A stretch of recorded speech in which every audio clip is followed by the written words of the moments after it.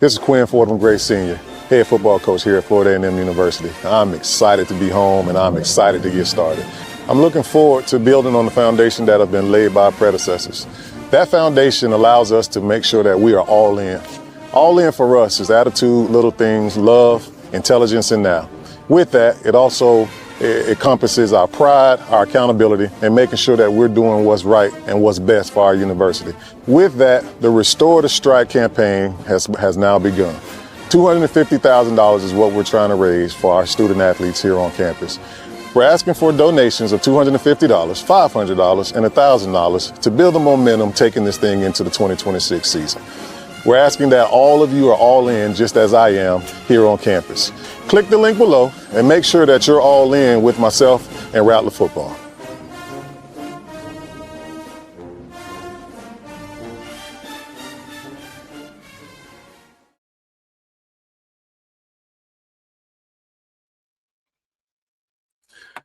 All right. Hello. Welcome to another live episode of the O&G Strike Zone right here on the Black College Sports Network. I'm Bryan Fulford. That's Kelvin Rozier. What up, y'all? JR. What's good, baby? Oh, all is well, man. A lot of positive, a lot of news coming out of Rattler Nation. We got coaches coming on board. We got players returning out of the portal. We got a big basketball series coming up the next couple of days, man. There's a lot to be excited about in Rattler Nation. And we got a fundraisers. Fundraisers. All right. Good stuff. Well, Kelvin, I think there is a legitimate moratorium on how many days into 2026 or into a new year that you can say Happy New Year.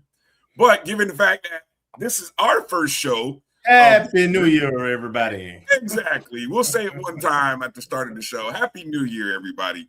This is our first show of 2026.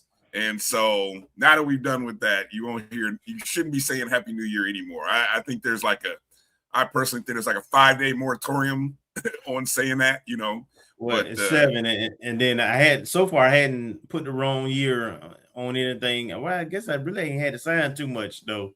But that usually it usually takes me a couple of weeks to not slip up anymore. Put 2025. Exactly. Yep. Good stuff.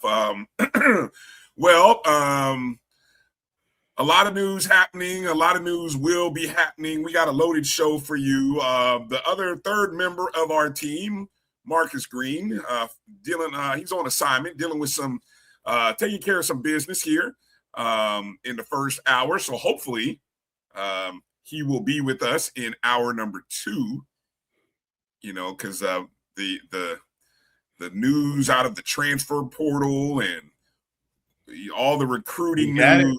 He got hot and heavy, man. Marcus is on it. And so, but he left us out here. He left us out here in the breeze.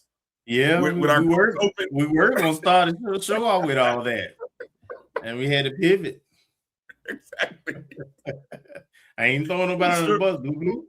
We say, hey, don't blame us. We gonna start, and you be like, hey, what y'all doing? Well, look, we had plan A, and then we had to pivot real quick to go to plan B.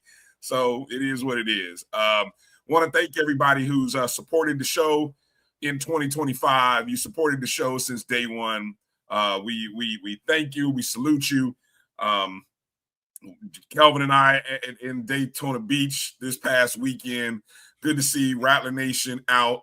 Those we saw. Bull and family and Miss Suggs and even former NFL pro player and a guy I used to Coach Sam Matters was in the house supporting the Rattlers. Okay, I must have missed that. You did. Well, you were sitting right next to him when he left and he came and tapped me on the shoulder. But when I was talking to him, yeah, you was doing something else. All right, yeah, that's but so you know, I don't know. I'm about to swear off going to that gymnasium again. It's like that house of horrors. But anyway, we'll get into talking about that doubleheader against Bethune-Cookman on Saturday, man. Oh, Jesus. But you know, we got to make up for it this weekend. A home doubleheader. The women are playing Grambling State. That's going to be a tough one on Thursday. Then we've got the doubleheader against Southern on Saturday. And then Coach Pat comes back to Tallahassee. He's bringing his Grambling State Tigers. You think he'll have an edge? Well, no. So it goes. Yeah. We got is Grambling's the doubleheaders against Southern. Yeah, correct. Yeah, it is. Yeah, doubleheaders against Southern. So that means we get the women, Grambling State women on Thursday, and then the men from Grambling State come on Monday. So you think Coach Pat gonna have a little extra juice? All I told him was to beat BCU. That's all I told him. I was like, he was like, I'm excited to come back to Florida. I just said hashtag beat BCU and just left it alone. I don't want to give Coach Pat no. He gonna fabricate. He gonna fabricate something anyway. Exactly. You know. Don't give Coach Pat no motivation online, please, on social, because you know he will take the smallest thing. He will take the smallest thing and use it. I love that man. He'll take the smallest thing and use it as motivation. So please. Hey, Bryan, I stayed away from. I ain't gonna lie. I done stayed away from. I'm gonna wait till you show up before I even speak. Exactly. It'd be like, don't do anything. Don't do anything. Just kind of don't poke the bear. Don't poke the bear. That's all I'm gonna say. Yeah. So a good weekend. It's a Florida, Louisiana matchups going on this weekend. I think the other matchups in the SWAC, you got Louisiana and Texas, I think, is going on. Mississippi and Louisiana, I think, is going on. Something like that. But anyway, we'll get into a little bit of that with our guests coming up on the show tonight.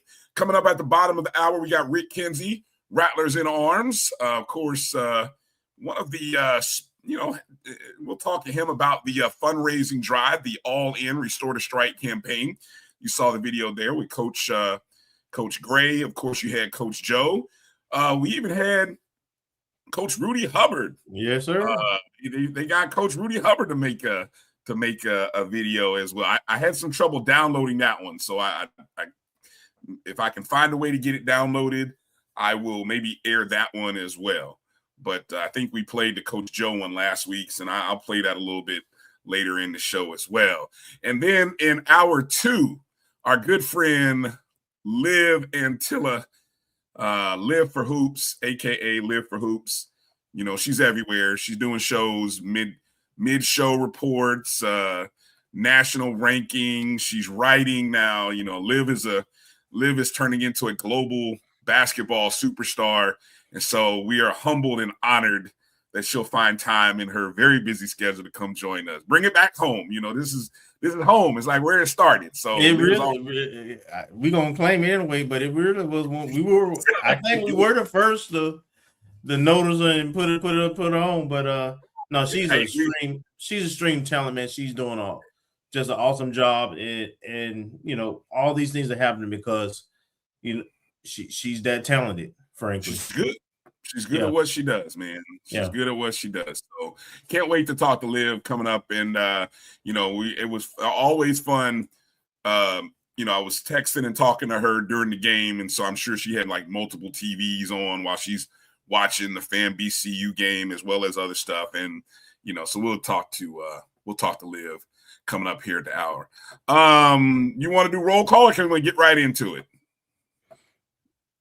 This is the first of the year since we were gonna skip it because of what we had planned, but now that that's not planned, let's go and do roll call. All right, first one in for the new year. Jimmy Mack. What up, Jimmy Mack? Happy New Year. What's up, J-Mac? First one in. Good to see you, brother. Let me see. Ken Rozier got in there as well. What's up, Ken Alice? Happy New Year. Again, Happy New Year. Meredith, Happy New Year. What's up, Meredith? Thank you for being a JBN subscriber. Ashton Harris, Happy New Year, brother. What's up, Pico? Good to see you. Marvin Allen as well. Good to see you, Marvin. Happy New Year. Sweet, checking in. Thank you for being a JBN subscriber. B Starks in the house. Thank you for being a JBN subscriber. Yep. Makiba West. Hey there. Thank you for being a subscriber, and thank you for Happy New Year. Happy New Year, all that good stuff. Marcus. Thank you for being a JBN subscriber. What up, Marcus? Happy New Year, brother. Let's see. Mary 305. Good to see you, Mary. Thank you for being a JBN subscriber. Kingdom Building 87. Good to see you. Happy New Year. What's going on, Kingdom? My guy, Tony Mack. Hey, what up? Hi. Hi. Checking in. Gail. Checking in from Cleveland. This is for you. What up, Gail? Thank you for being a JBN subscriber. Edwin Moore. What's up, Edwin? Happy New Year, brother. Thank you for coming in. Emmett Jones. Thank you for coming in. Let's see. Skipping down some. Let's see. Reggie Delane checking in. Good to see you, Reggie. Tamara T. Hey, Tamara. Thank you for being a JBN subscriber. Happy New Year to you as well. Little baby. Happy New Year. What's up, little baby? Big little baby. There he is, Boo. Checking in. What's up, Boo? Checking in. Good to see you again. We already said Happy New Year to you. It's all good. Let's see. DQ Will. Happy New Year. What's up, DQ? Thank you for checking in. Thank you for checking in. Ron Jab. Good to see you, Ron. What's up, Jab? Miss you over at Daytona Beach. Unless he was over there, I don't know. I saw Ron at the game last year. Yeah, I should say the last season.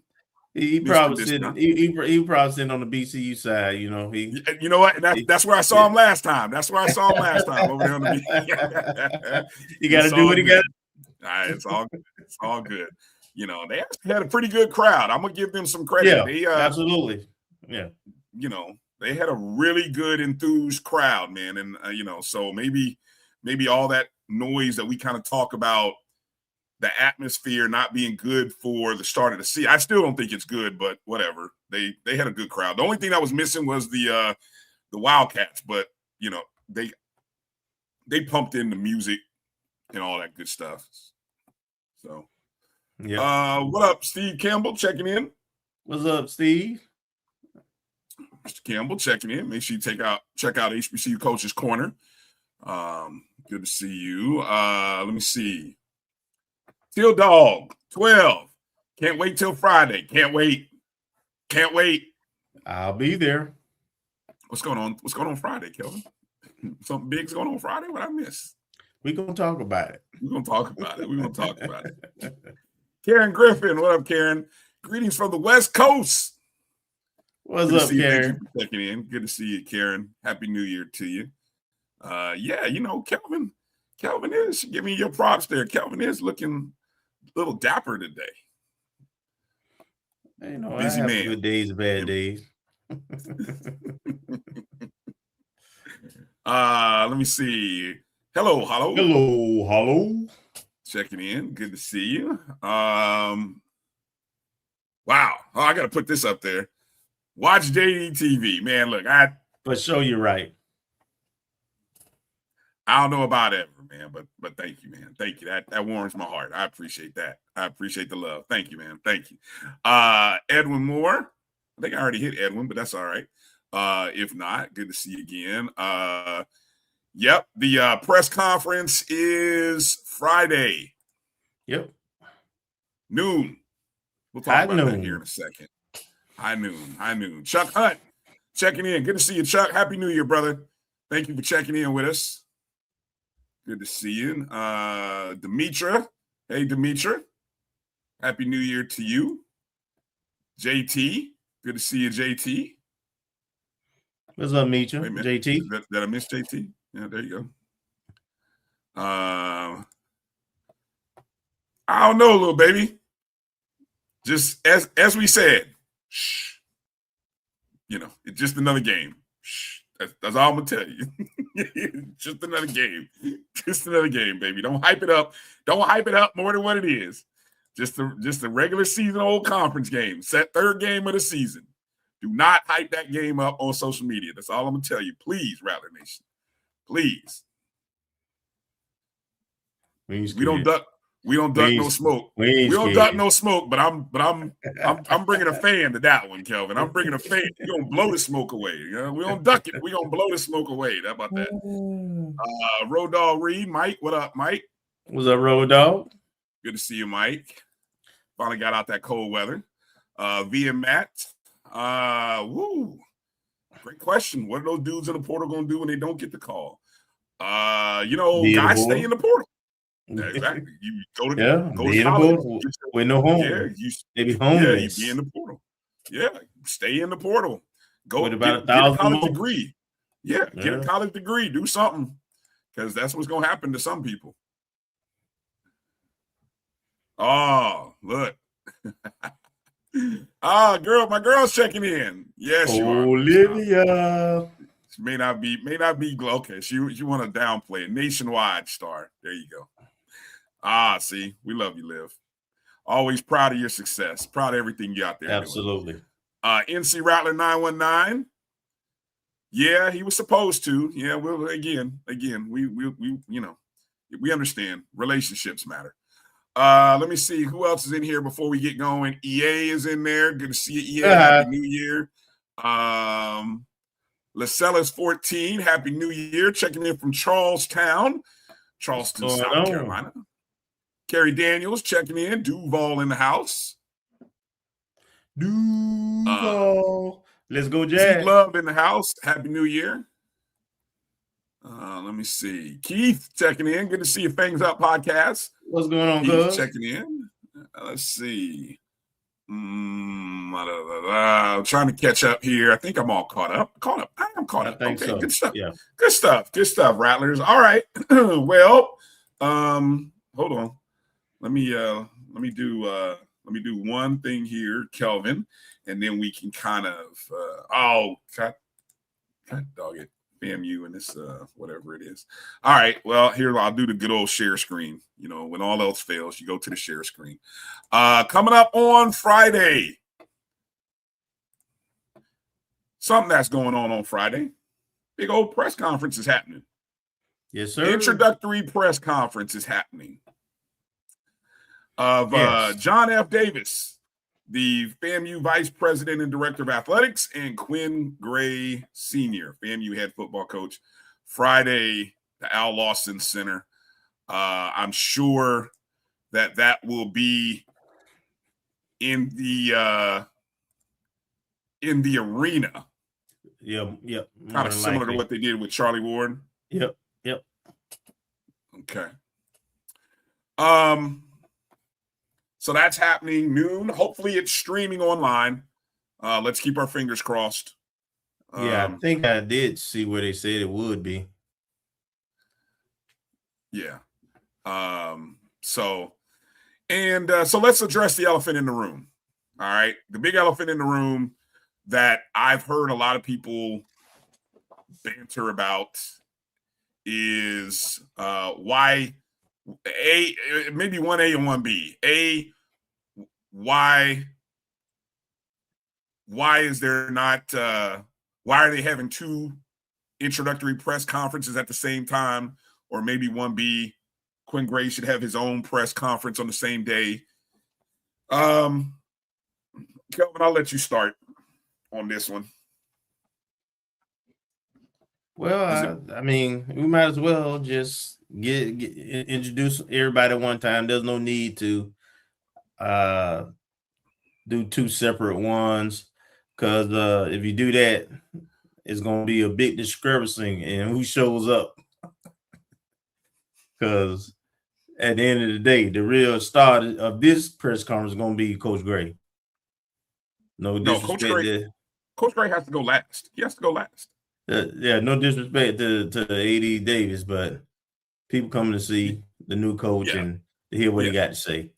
Yeah, no doubt. I think you do the ceremonial introduction of the new director of athletics. Let him hear. And if he is about his wits, he too will understand that folks ain't there to hear him. So it will be very wise if he is very short, maybe a quick paragraph of welcome. And don't try to tell us everything. We don't want to know everything. Don't tell us everything. Just tell us you're happy to be there. You're proud to be part of the growth and resurgence, and you're all in, and you're restoring the strike. Come on, we can put up something in Chat GPT and have it knocked out in like 2 minutes. We've shown that on another show. That's what I was gonna say. Do about a 2-minute presser.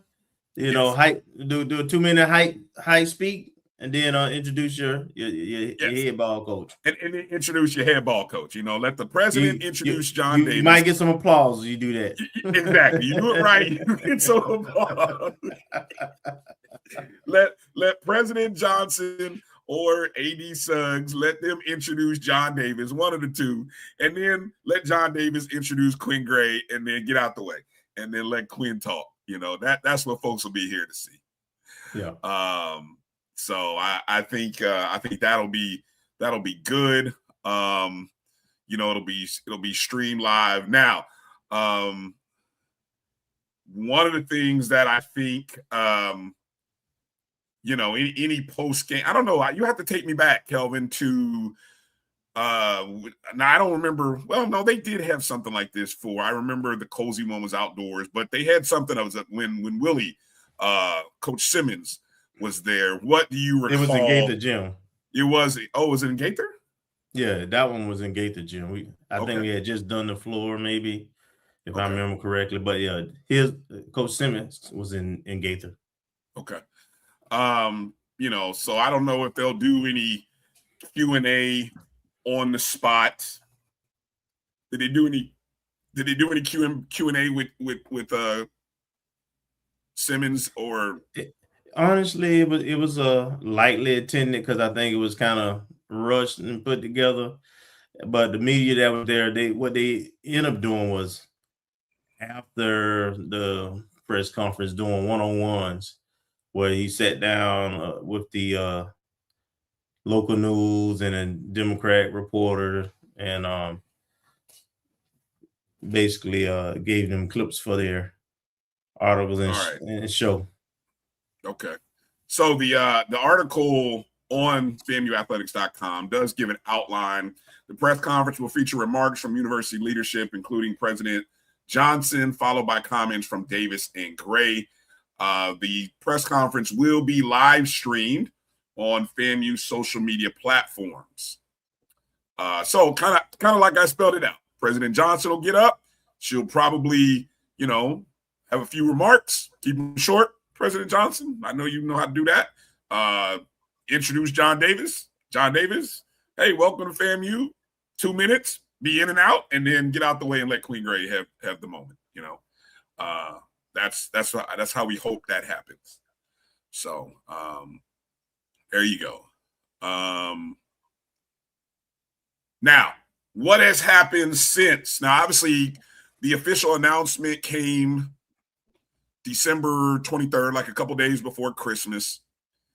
The transfer portal opened on the 2nd of January, which was Friday, and it's been hot and heavy. But two things have been going on over this period of time, Kelvin.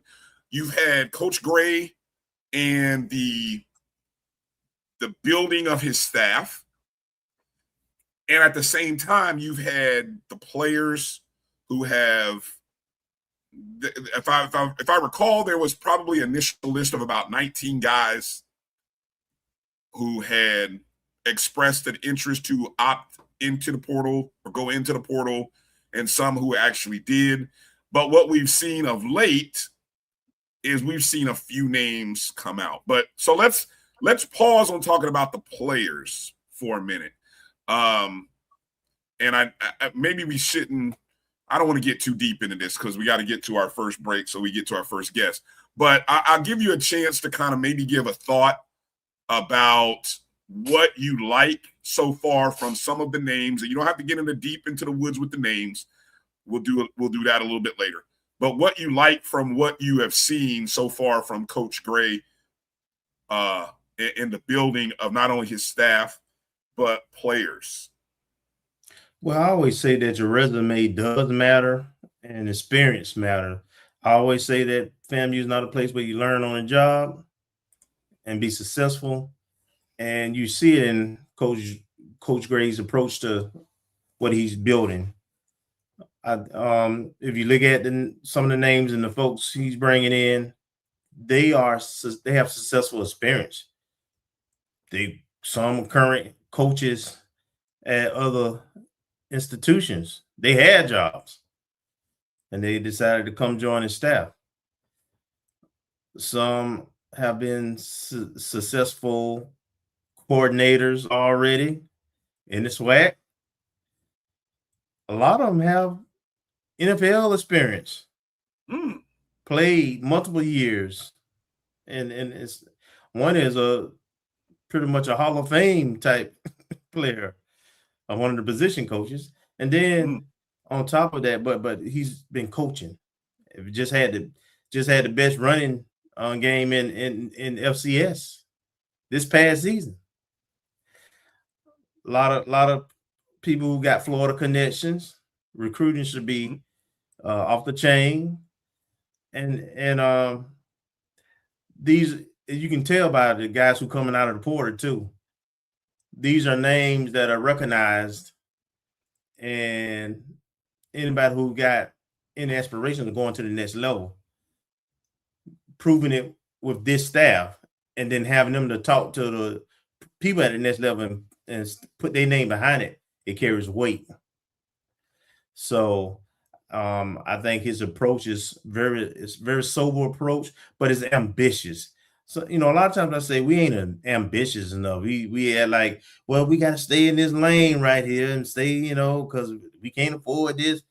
No, my man swinging for the fences, bro, and I'm here for it. Yes, indeed. We'll get into talking about some of the names. You probably maybe you got a hint a little bit. Kelvin gave you a hint if you were paying attention. But again, all of these, anything that we talk about today, it's not official. Obviously, we'll await the official, but we feel pretty confident that it's worth mentioning some of these names. Word on the street. We're going to have some word on the street. We're going to have some word on the street. Exactly. Word on the street for 2026. Okay. You guys hang tight for this short break, because coming up on the other side, our good friend of the program, Rick Kinsey with Rattlers-In-Arms, is going to get with us and get us going for 2026.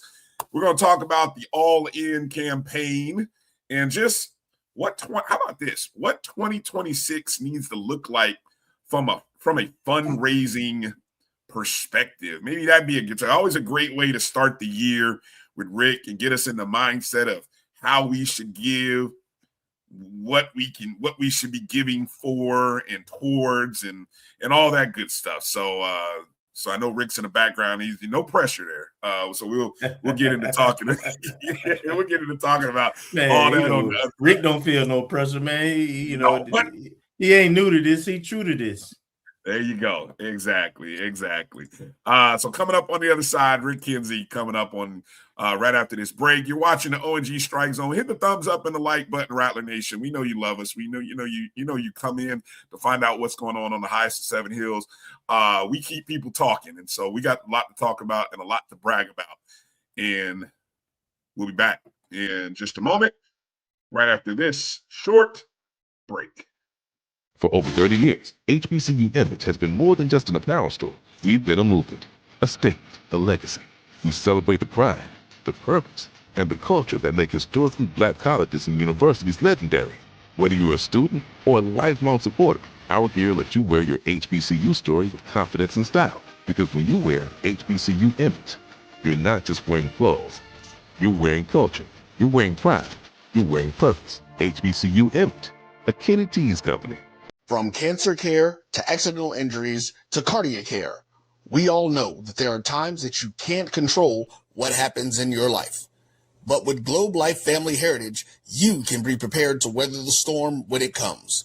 Call Dr. Beverly Eagle Rogers at 877-300-8269 or visit the website at globelifefamilyheritage.com. With over 25 years of serving communities, Dr. Beverly Eagles Rogers is here to help you and your family through difficult times. Dr. Beverly takes pride in Globe Life being one of the few companies that returns 100% of premiums to clients that stay healthy. So for more information, call Dr. Beverly Eagle Rogers at 877-300-8269 or visit the website at globelifefamilyheritage.com. Are you hungry for authentic Caribbean food? Like jerk chicken, oxtail, red snapper, shrimp, Tofu and Rasta pasta? well, find your way over to Mango's Caribbean Restaurant, 180 Auburn Avenue, right next to Royal Peacock. In downtown Atlanta. Them belly full, but we hungry. Mango's Caribbean Restaurant, open daily from 11 a.m. to 10 p.m. And on Friday and Saturday, we're open till 4 a.m. Come to Mango's and put some spice in your life. So we've got a good thing going.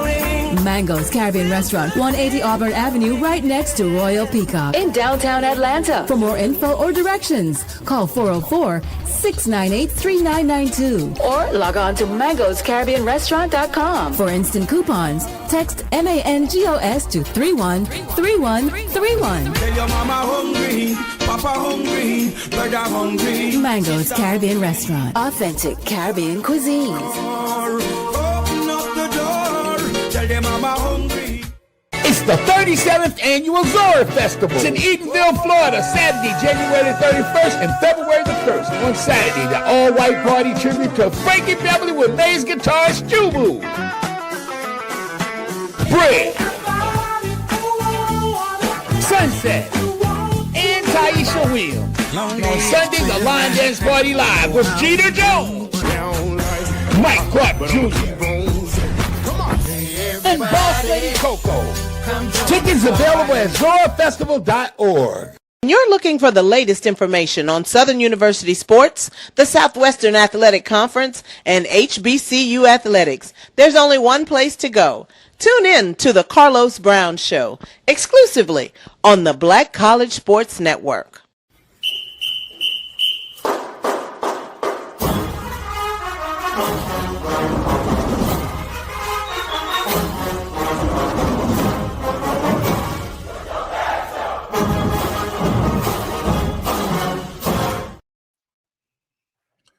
All right, welcome back to the ONG Strike Zone. Bryan and Kelvin here, and Happy New Year to our brother Rick Kinsey, Colonel Rick Kinsey. Happy New Year.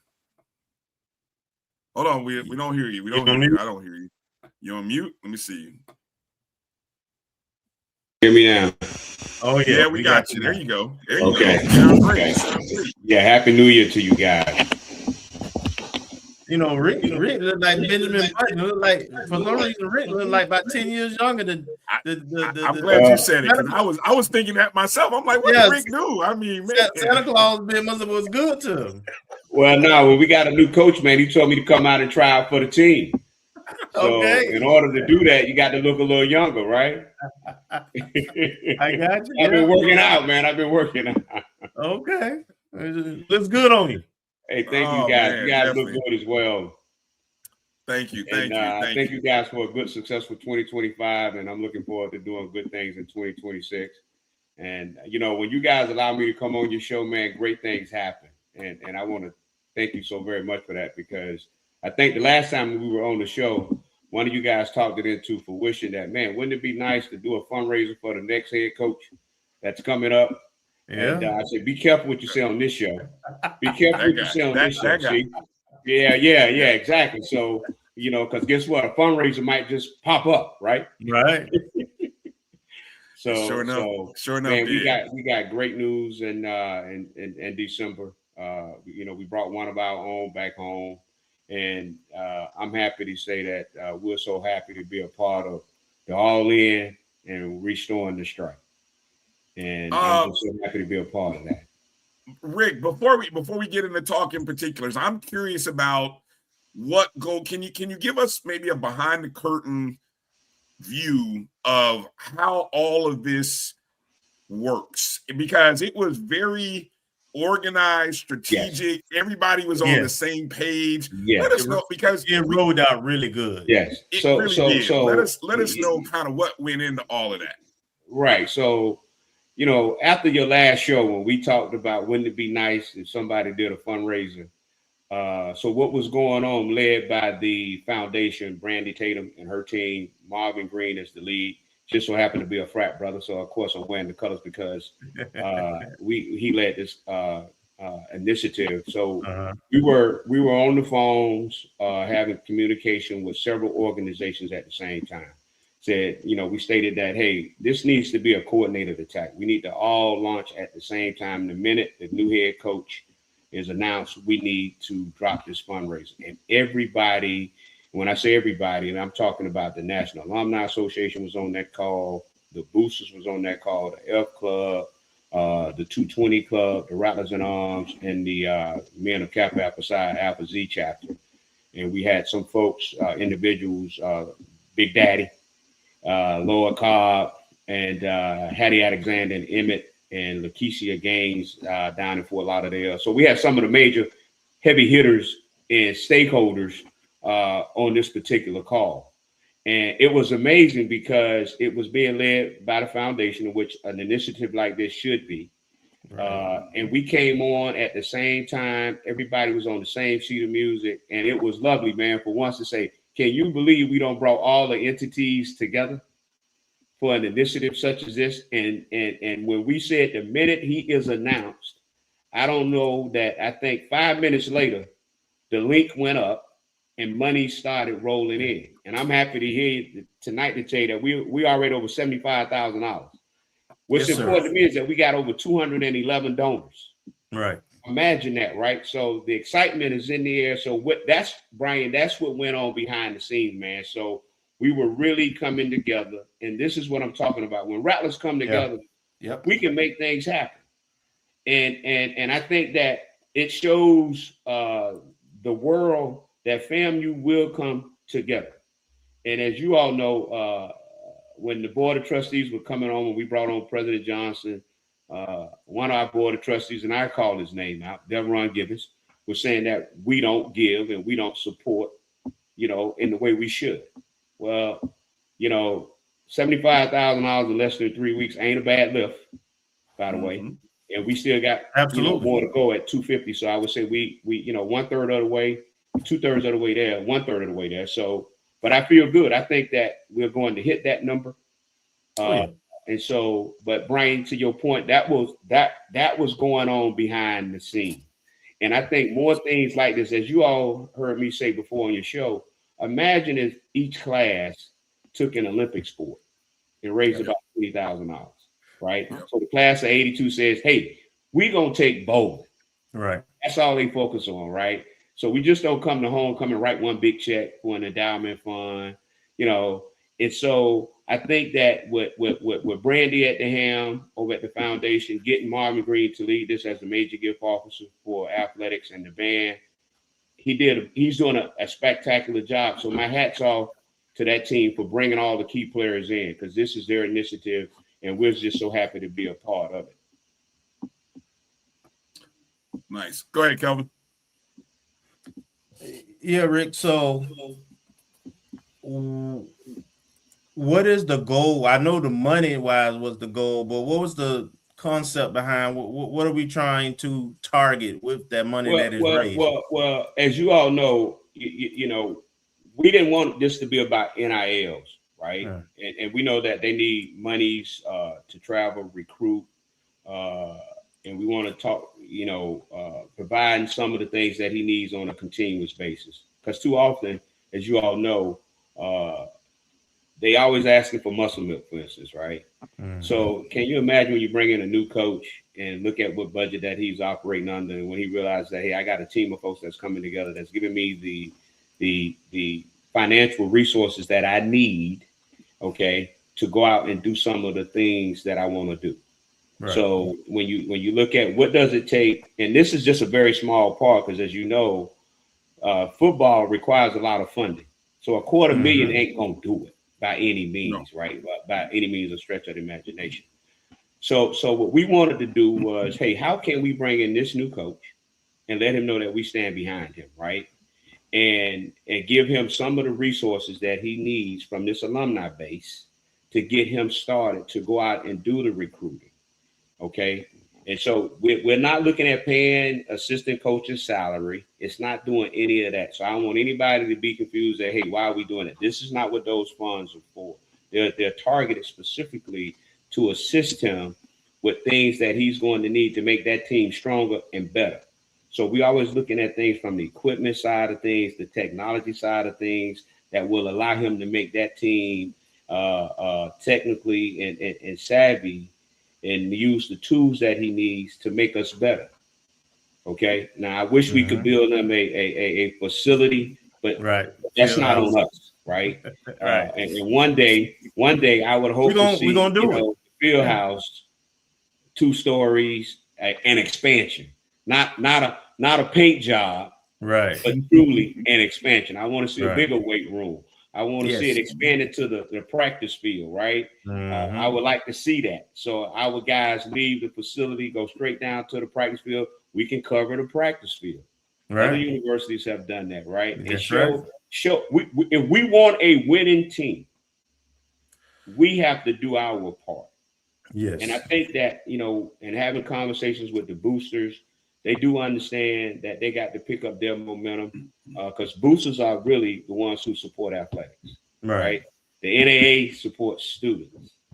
And Marvin's job is to come together with the AD, because it's the AD's job to buy equipment, to equip and train and do the things that he needs to do for all sports, right? It's not the Rattlers-In-Arms. It's not the 220 Club.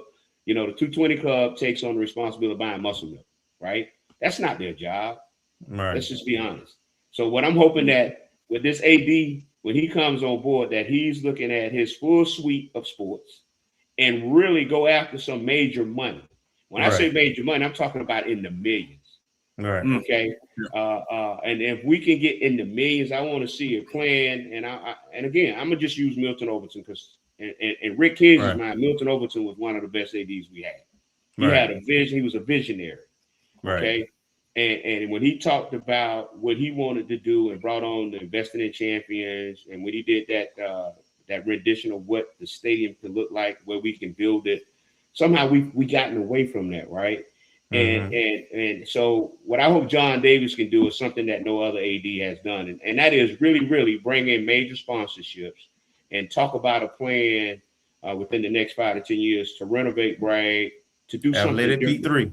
That's exactly. And if nothing else, do a major job to that field house, right? As you can all see, we finally got something done with the ROTC building. We have been in a meeting with Robinson since 2019. And here we are finally getting a major renovation to the ROTC building. Walls have been knocked down and those type of things. So that's what I hope for. I think Kelvin and Bryan, we're working toward that. But in this particular scenario, to bring all the stakeholders together who has raised money for athletics, to get us all on the same sheet of music for one common goal. When I tell you that if nothing else, that was beautiful. Imagine that. Okay.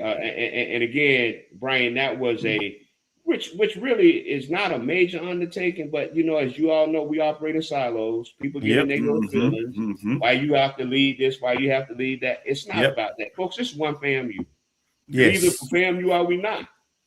Yes. And so, and I would say, you guys always have. I feel like I'm being set up when y'all bring me on the show. We got the major press conference that's taking place.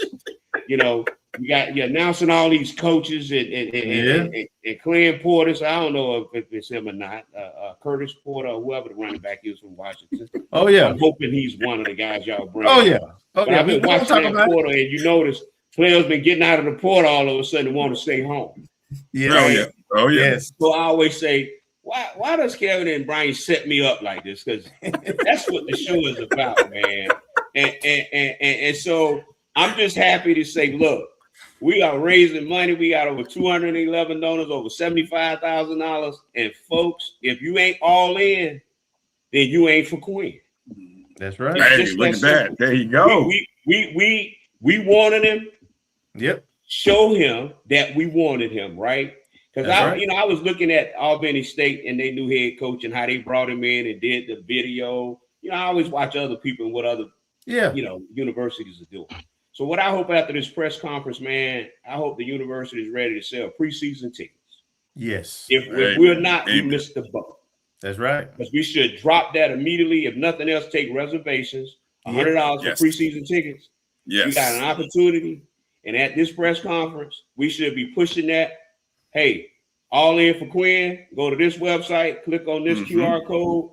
And oh, by the way, get your preseason tickets now. Because you don't want to miss this. That's right. We are restoring the strike.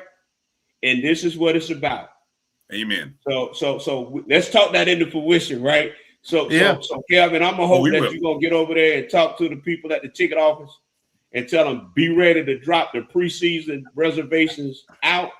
I got you. And we rolling, man. I got you. Absolutely. No, definitely that has to happen. Did Rick when that meeting of all entities came together, did anybody come up and say, hey guys, we should do this again, maybe 3 months down the road, or maybe kind of make this a quarterly thing? Just curious, no pressure. Well, I don't want to steal the university's restructure. I can't speak for the university, okay? But I think what you are seeing is now that we got the new AD on board, I think what you're going to see is a more cohesive type advisory board of some type. I'm hearing. Where people come together, because now that we got an AD, he has to kind of lead this too, and we all have to be on one accord. Because what you don't want to have, Bryan, is too often everybody's doing the same thing, but who's talking to each other, right? Yeah. And so you want to hear what his priorities are. Mm-hmm. So we don't want to say, hey, your organization, we appreciate y'all supporting us, right? But this is our priorities, okay? So the boosters have a priority towards that. And the other organizations, I call them just icing on the cake, right? But to have us in the room as stakeholders and to be listening is amazing, man. Because what we did in that meeting, it was about how to win, not how to lose. You didn't have any egos in the way. Because, we can get very egotistical. Well, why we can't do this, right?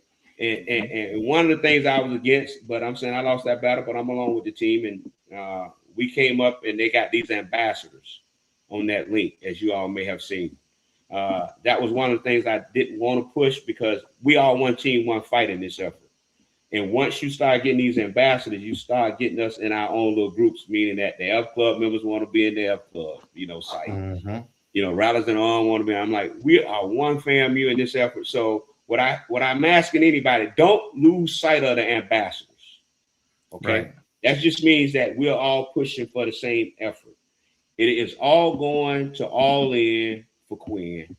And that's all that matters. And now to reach $250,000, somebody put in there January 31st. Well, I think the day is the 9th.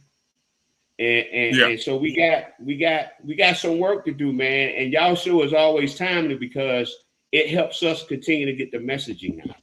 Right. That we do want you truly to be all in for Quinn. And if you want to show the coach that you all in, we got an opportunity now to do something that we've never done before. Imagine raising $250,000. When the last time have we ever done something like this? Right. We were trying to say, hey, suggestions were at $1 million, $500,000. We had to be realistic. Got to set some realistic goals, right? Mm-hmm. And but to bring us all in, Bryan, I wish you all was on that call. I think, Kelvin, you always get some leaks in advance. You kind of knew we was going to be rolling something out, You didn't put it out. He held tight to it. I don't know who the leak is and always giving Kelvin information. I got to make sure, Kelvin, I take you off the email thread. I think sometimes you're on the text thread because I forget that, hey, Kelvin is on this text thread, right? He's supposed to be. But it was it was great. And I'm over the top because this is the way to start out 2026. Yes. A new head coach, a new AD, okay, and all in. And if we can raise that $250,000, that's a major statement. Definitely is. And I applaud all of the parties that came together. It was a beautiful thing to watch roll out and watch us all kind of flood the internet with not only just the emails, the email messaging, everything was the Facebook, the Twitter, every social media, and every means of communication. Nothing was left out. So for the folks who like email, there was an email. For the folks who are on Facebook, there was that. For the Twitter folks, for the Instagram folks, everybody got a message somehow, some way, and it all said the same thing.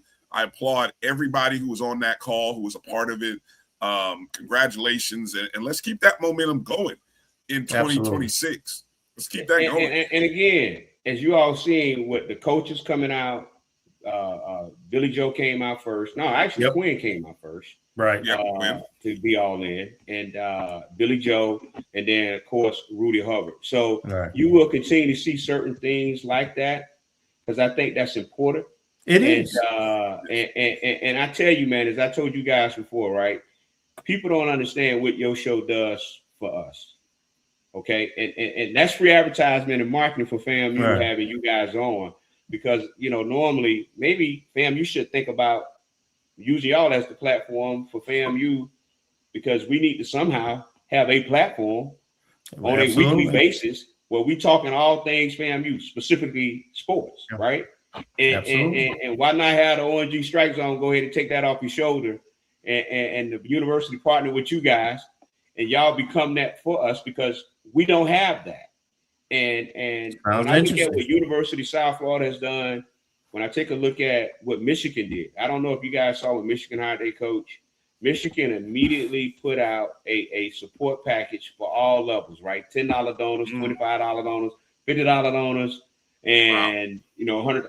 Look, nobody has to be a part of it to smarts, right? Yeah, we can capture anything and do that, right? We want everybody to be a part. We don't want to leave nobody out. So all the Rattlers that are on the various Facebook pages who love Quinn and wanted Quinn so bad, well, this is your opportunity to be all in for Quinn and show him you want him, right? This is that time to say it's time to put up or shut up. Amen. Rick, let me ask you before we close out with you, as we look forward into 2026, what are some goals or what kind of thinking should we have about our support, our fundraising efforts? And I mean, you can go anywhere you want to go with this, but I'm just thinking here at the start of the year, this is great that we have us thinking about fundraising and supporting. I'm thinking about how to manage my own funds and say, I want to get in at the beginning of the year. I want to give to this. I want to give some to this, give some to that. And then, so what are your thoughts there in just how we should? Well, as I said too, Kevin, collectively, right, we have to be careful of what we call donor fatigue, right? We all are members of the same church, which is FAMU, right? And so collectively, we can do a lot. I don't want to hit every time you look up, Kevin, we're all donating something to the various causes. We have to be selective on how we do that. One thing we have to do, I think, is look strategic. And that is, when you take a look at all those plaques around the Eternal Flame, right? Those are $100,000 donors, right?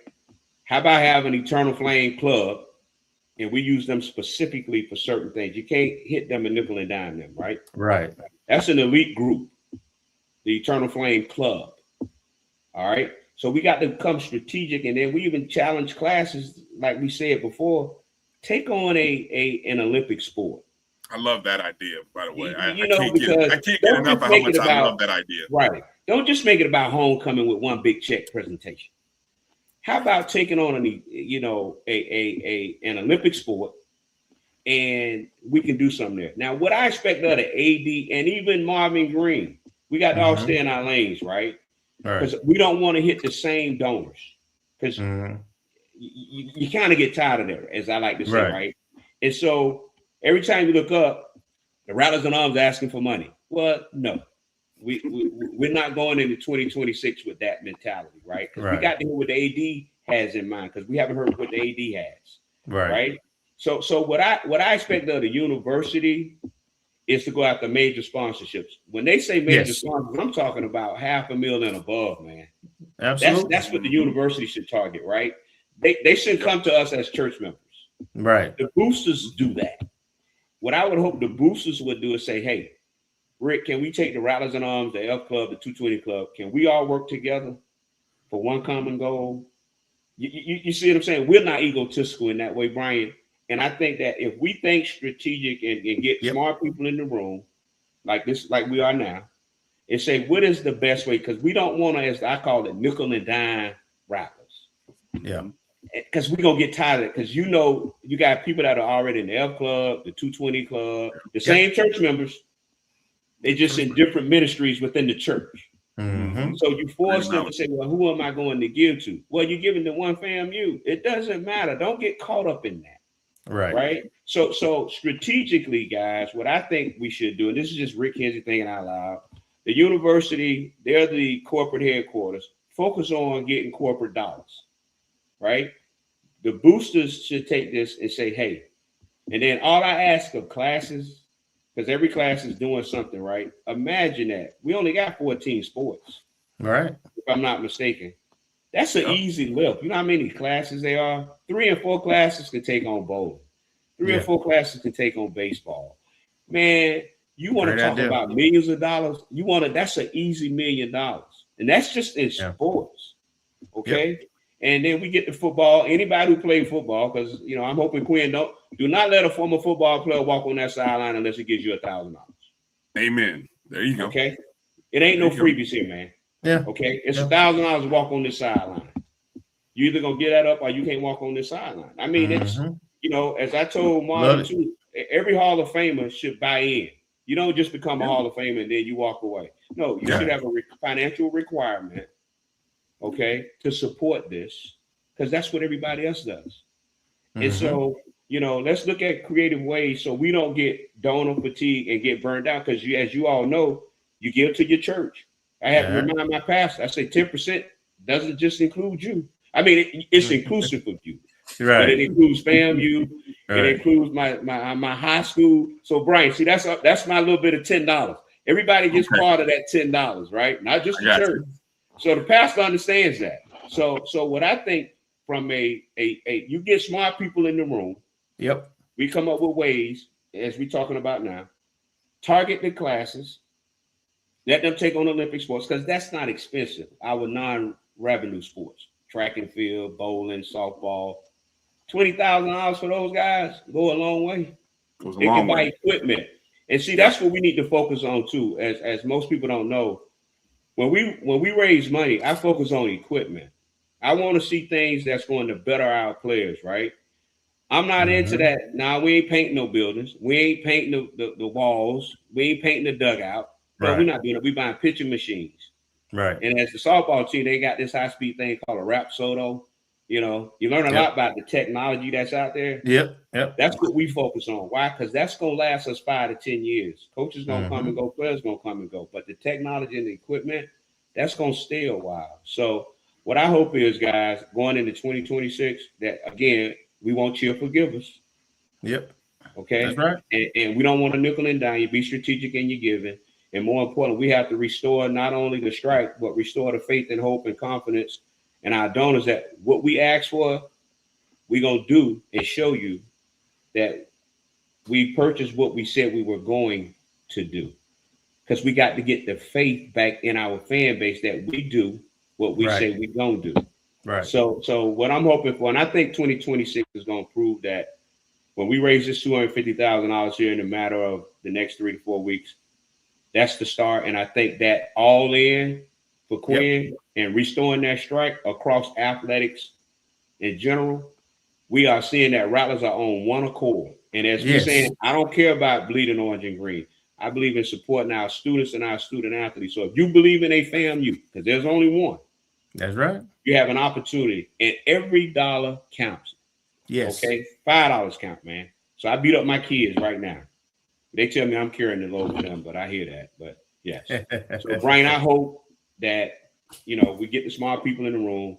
And this was the start of that. And so I would say that, again, thanks to boosters, the Cap Alpha Psi, the F Club, the 220 Club, Rattlers-In-Arms, and those, you know, Cobb, Hattie, those certain individuals, man. And I just hope that the foundation reach out to the elite, what I'm calling the Eternal Flame Club.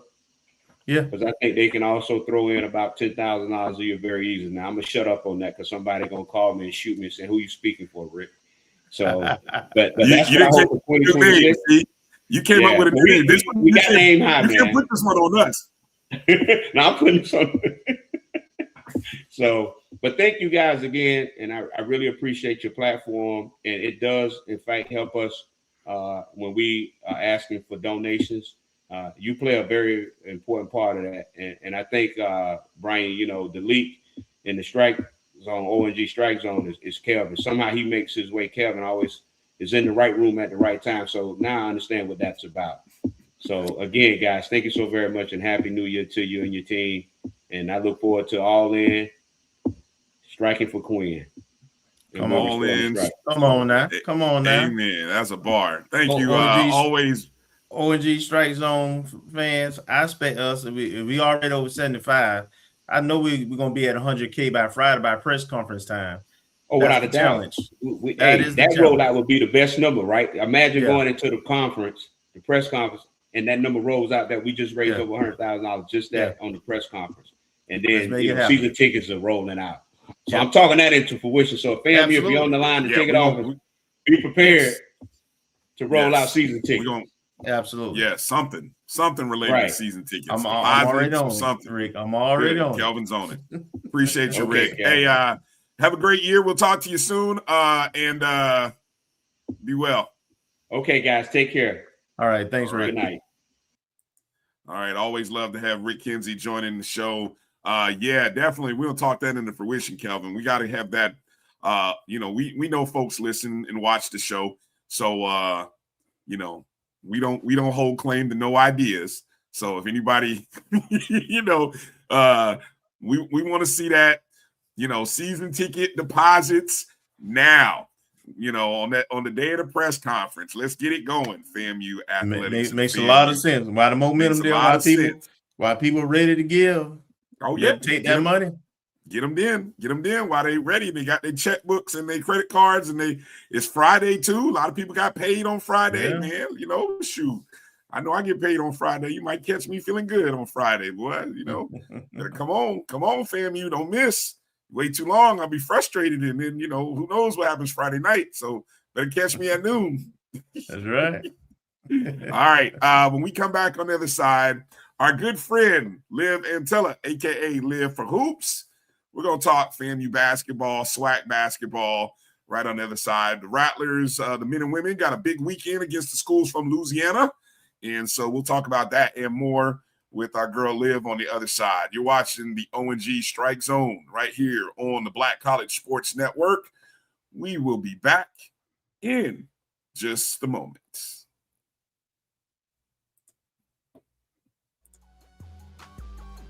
This is the Dean of the College of HBCU Sports, Kenyatta Cavill of Dr. Cavill's Inside the HBCU Sports Lab with Mike Washington and Charles Bishop. Come mix it up in the lab where the course lecture is in session every Tuesday from 6 o'clock p.m. Central Standard Time on Facebook Live, YouTube Spreaker, or the BCSN app. As we discuss all things about the HBCU sports culture, including exploring the week that was in the sporting HBCU diaspora, as well as the upcoming week of HBCU sports. With me, the Dean, the College of HBCU Sports, on Dr. Cavill's Inside the HBCU Sports Lab with Mike Washington and Charles Bishop. Course lecture dismissed. Looking for the ultimate cultural experience of 2026? The Zora Outdoor Festival of the Arts is where you need to be. From January 30th to February 1st, Eatonville, Florida will come alive with incredible live performances. Immerse yourself in interactive art. Shop from over 80 vendors. Take a journey through history with a new virtual tour app. And enjoy family-friendly STEM activities. Plus, don't miss the unforgettable R&B tribute to the legends. This is more than a festival. It's a celebration of Eatonville's rich cultural heritage. Visit zorafestival.org for tickets. You're looking for the latest information on Southern University sports, the Southwestern Athletic Conference, and HBCU athletics. There's only one place to go. Tune in to the Carlos Brown Show, exclusively on the Black College Sports Network. When it comes to professional learning, teachers deserve better. From the leader in online learning, Stride brings you the Stride Professional Development Center, an on-demand library of mobile-friendly courses that gives teachers choice and flexibility, allowing them to learn anytime and anywhere. Our dynamic courses provide bite-sized learning and help educators advance their knowledge while also gaining professional development hours. It's time you take charge of your learning. Visit us today to get started. It's never too early to plant the seed, to share the tradition, and instill a sense of pride in your HBCU with your little ones. HBCU Pride and Joy Children's Boutique helps you share your school spirit with a wide selection of adorable kids apparel and accessories officially licensed from your favorite HBCU. Visit hbcupridejoy.com and follow us on all social media at HBCU Pride Joy on Facebook and Twitter. For over 30 years, HBCU Image has been more than just an apparel store. We've been a movement, a statement, a legacy. We celebrate the pride, the purpose, and the culture that make historically black colleges and universities legendary. HBCU Image, a Kenny T's company.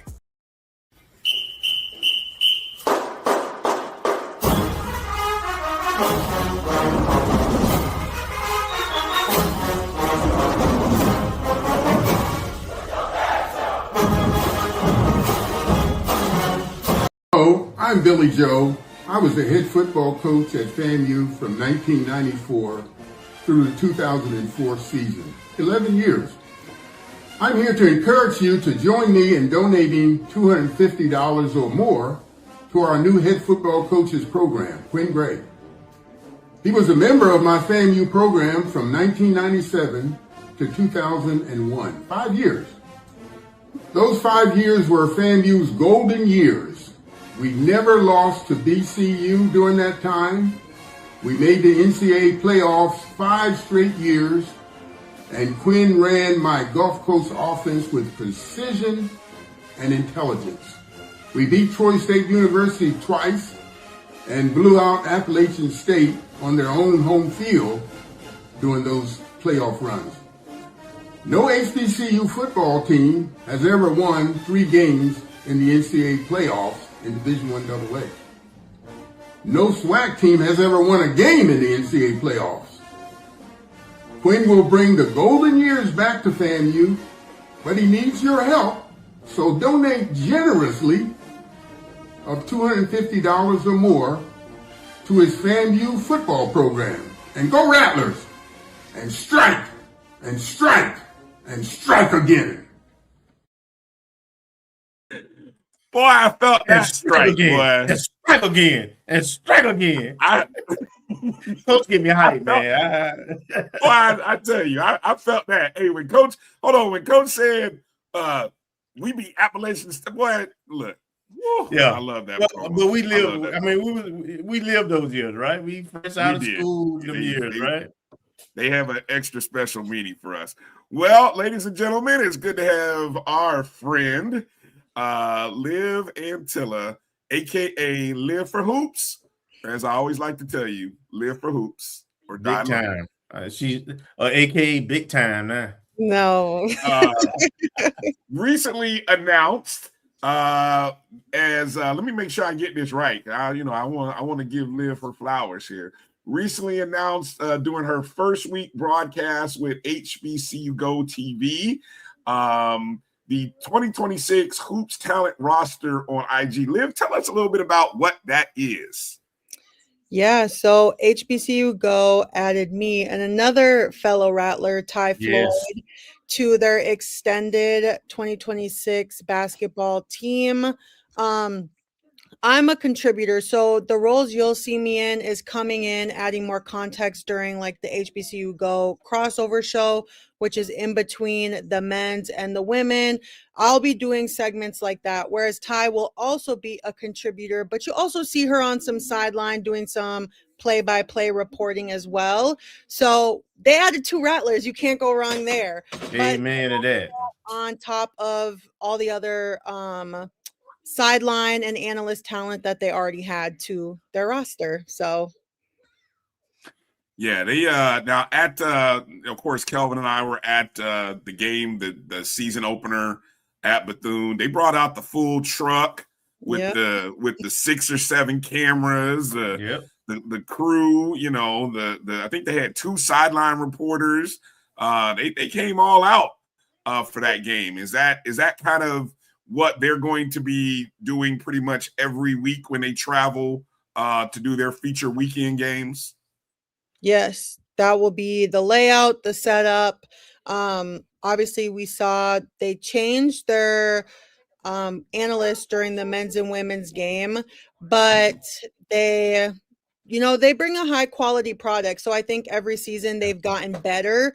The product, even the first year, it was really good, but they've continued to get better. And that's why they want to add, additional pieces of having more sideline reporters, having those in-game interviews that we saw during the Bethune game, adding more contributors in so that it can be really the full package, so that basketball, well, I'll speak for just basketball. Basketball can really have those in-depth conversations and information in order to keep, the alum, the fans engaged and knowledgeable of what's happening.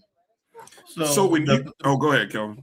Just real quick. So to pull back the onion a little bit, I guess they saw some of your work and accolades, and they reached out to you. Is that how that goes? I suppose.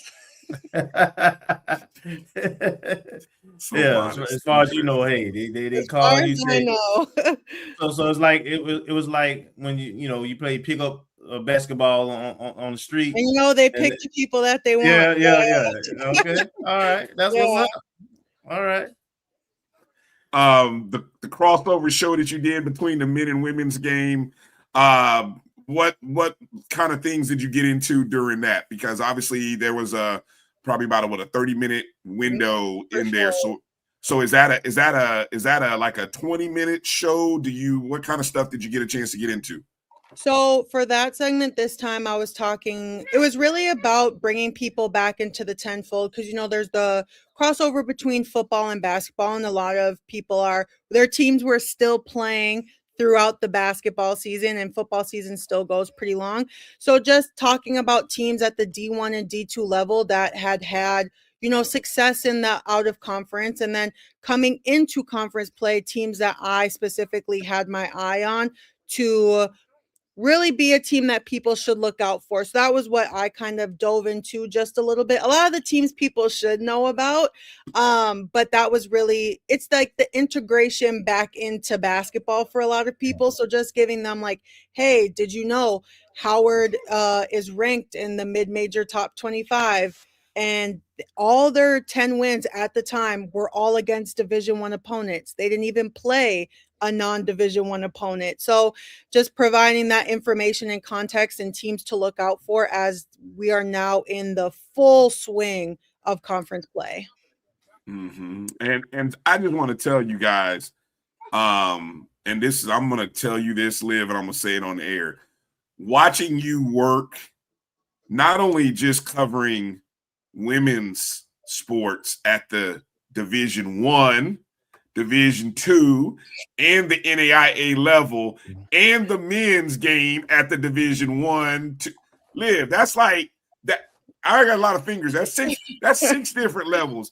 Liv, watching you work and being consistent about not only your praise, but the attention that you give man, it's humbling. I love it.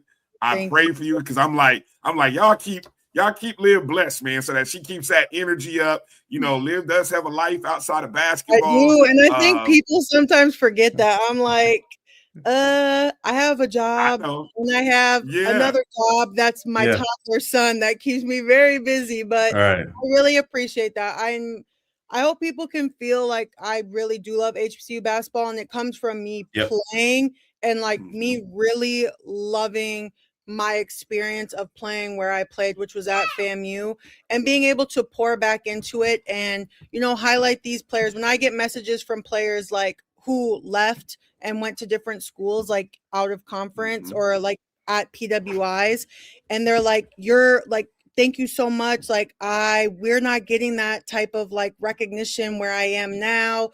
So, you know, as long as people feel like they're valued players and coaches, and we can bring people into the tenfold, like people who don't necessarily watch HBCU basketball now interested in it because they're like, oh, who is this team?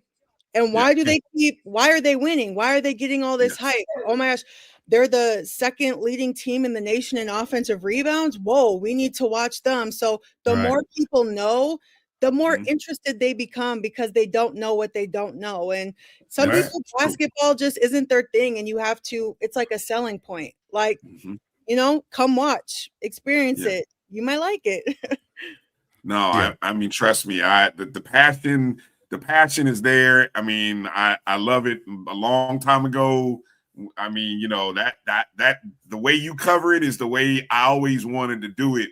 Absolutely. You know, it's just and sometimes I feel like, hey, it's great that, you know, you're basketball centric. And I know there's other people who are centric to other sports, and that's what's really fun.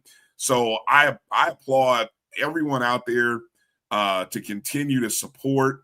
I mean, and so but anyway, all right. So I just want to say quick that like everyone is important in pushing our HBCU sport, not even just basketball, but like we have all these HBCU medias, whether it's the ONG StrikeZone or Game Day or Pass or Plus or HBCU Nightly, all these, and the individual people who pour into it and dedicate it. Everyone is important in helping our sports grow, because I promise you, when it comes to rankings, when it comes to respect outside of our conferences, they won't give it unless we demand it. And we're like constantly talking about our teams and talking about players of like, why is this person not on a watch list? Why is this person not on a watch list? These are the stats compared to these people. So the more we advocate, the more we all talk and we at players, we tag them, we use their full names, the better it is for not only them, but like our brands and the HBCU brand in general. So everyone is important into the movement of, you know, growing our HBCU athletics, especially exposure. Hey, well said. All right. So the game in Daytona Beach, heartbreak. I felt like I was back, you know, as Kelvin and I sat there and we just kind of stared at each other. And I looked at Kelvin and said, man, I feel like I've been here. I did this last year. I watched this same thing go down in March. Not only baseball. Look, I mean, I'm football. So tired of, boy, we on a not basketball. Let's not even go that deep. BCU. I mean, the women's game. Tough loss down at the end. We don't have to get into the particulars of the how. What are some of your major takeaways? I can go a million one places, but I'm gonna get out the way and let you talk. What are some of your takeaways? Positive things that need to be improved from what you saw from the women's game against Bethune. Again, we lost 57-56. Close ball game, winnable, but it wasn't.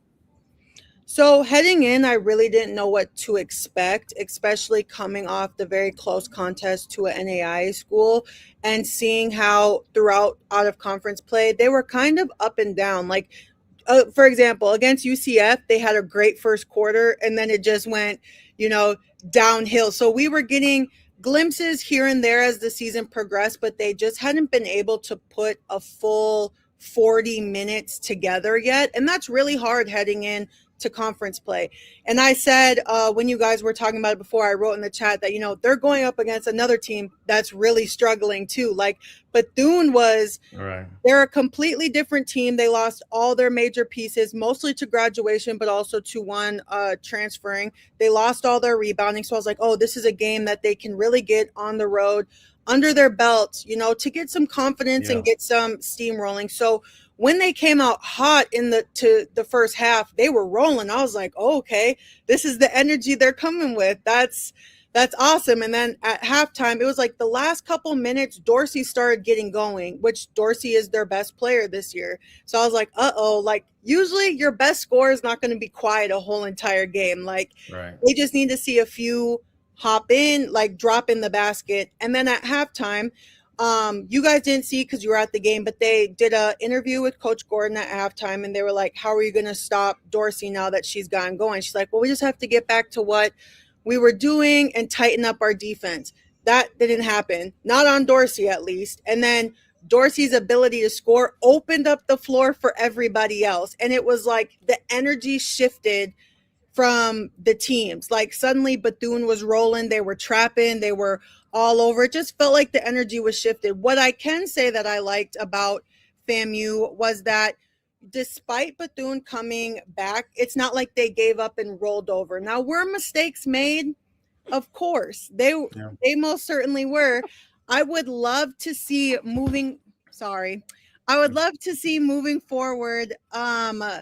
for Robinson to be integrated more. There's no reason that she should only be shooting 6 shots in a game. Absolutely. And most of them came in the first half, and then the second half they completely went away from her.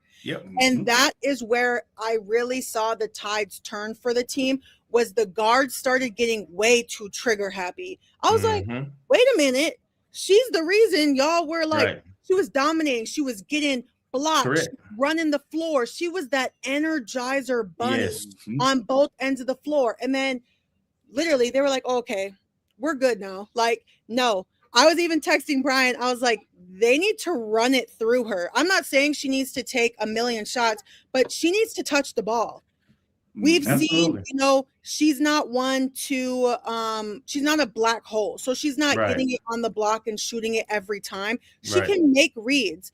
And so I was like, that should be the number one person they're running their offense through, especially when it's been, we don't have a consistent guard who has shown the ability to A, knock down shots, and B, consistently score the ball, like on a consistent basis. So use your post and then play off of that. Go start inside, because obviously the guard play has not shown to be a tremendous strength, and work it out. And then the last play of the game, I swear, I was like, I saw it happening. I was like, in my head, I was like, she's going to pass the girl from Bethune the ball. I was just like, and then she didn't even, like, in a pass like that, you should throw it over their head and let Purifoy go get it. And then it was game over after that. I was like, what a disappointing way to lose, to not be able to close out a game. But, you know, at least it was, I'm trying to be like Bryan, where he's glass half full all the time. Don't worry, I'll balance you out. Yeah, at least it came in. You know, we saw a half from them, which I believe is an improvement from what we've seen. And they didn't let it get out of control. So they didn't let, you know, Bethune's energy completely take them out of the game. They did fight. I do like Giles Jones. She got injured in that game, but she is a dog. She is. She'll get on the floor. She rolls like she's one of those players you need, because she's going to do everything else no one else is going to do. And I like that from her. Like, so I'm just hoping, you know, they have a really tough back-to-back games for reasons coming up. And it's going to really challenge how they're going to answer that loss to Bethune. Let me make, in case many of you who aren't familiar, if you watched the game, number 11, when Liv's saying Robinson, that's Breasia Robinson. She's 6'3". It's the center. She's from Cleveland, Ohio. Shout out Gail. She's a transfer, went to UAPB. And I told Kelvin, I can't remember the last time FAMU A had a post player of that size that A runs the floor. She ran the floor well. She defended the perimeter. Great feet. I'm just like Liv said. I'm like, that's your feature. I mean, look, I love M1. I love Purify. I love all the other Camille. But look, if y'all don't use Robinson I don't know what the rest of the swag has out there, Liv, so check me on this. I think Robinson could, by the end of the season, be one of the best post players in the swag. Maybe. She can be up. I would say the pool for post players this year isn't what we saw like last season. I think a lot of them are more forward-esque and guard type players. Right. To me, there's been no dominant post who's come forward. There's been young posts who I'm like, wow, they can really develop into something really good. Like Jackson State has a freshman post who I really like her game. She doesn't get a lot of minutes. I wish she got more, but there's young posts who I'm like, wow. So she definitely can be, the player they use in order to go at mismatches, really dominate and create something that other teams have not displayed is, a priority for them. A lot of teams are small. So they're like tallest player, 6 foot. Why are we not working on getting her the ball now? Because I'm telling you, for most guards in today's basketball, it's not something they just know how to turn on. They don't know how to magically just start giving a post player the ball when they haven't been doing it for 3 games straight. So she definitely could become a premier post player in the SWAC.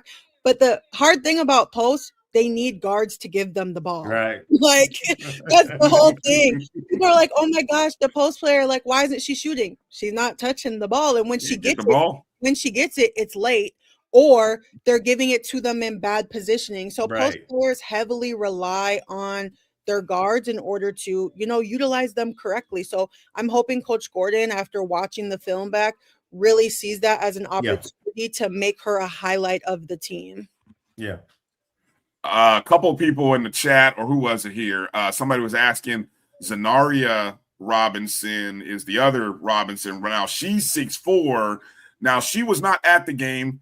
We don't get, it's not like professional sports where we get injury updates. All we know is we look out on the floor and we can say, well, I wish we did. Side note. I wish we did. I wish we did too. Thank you for putting that out. Yeah, 100%.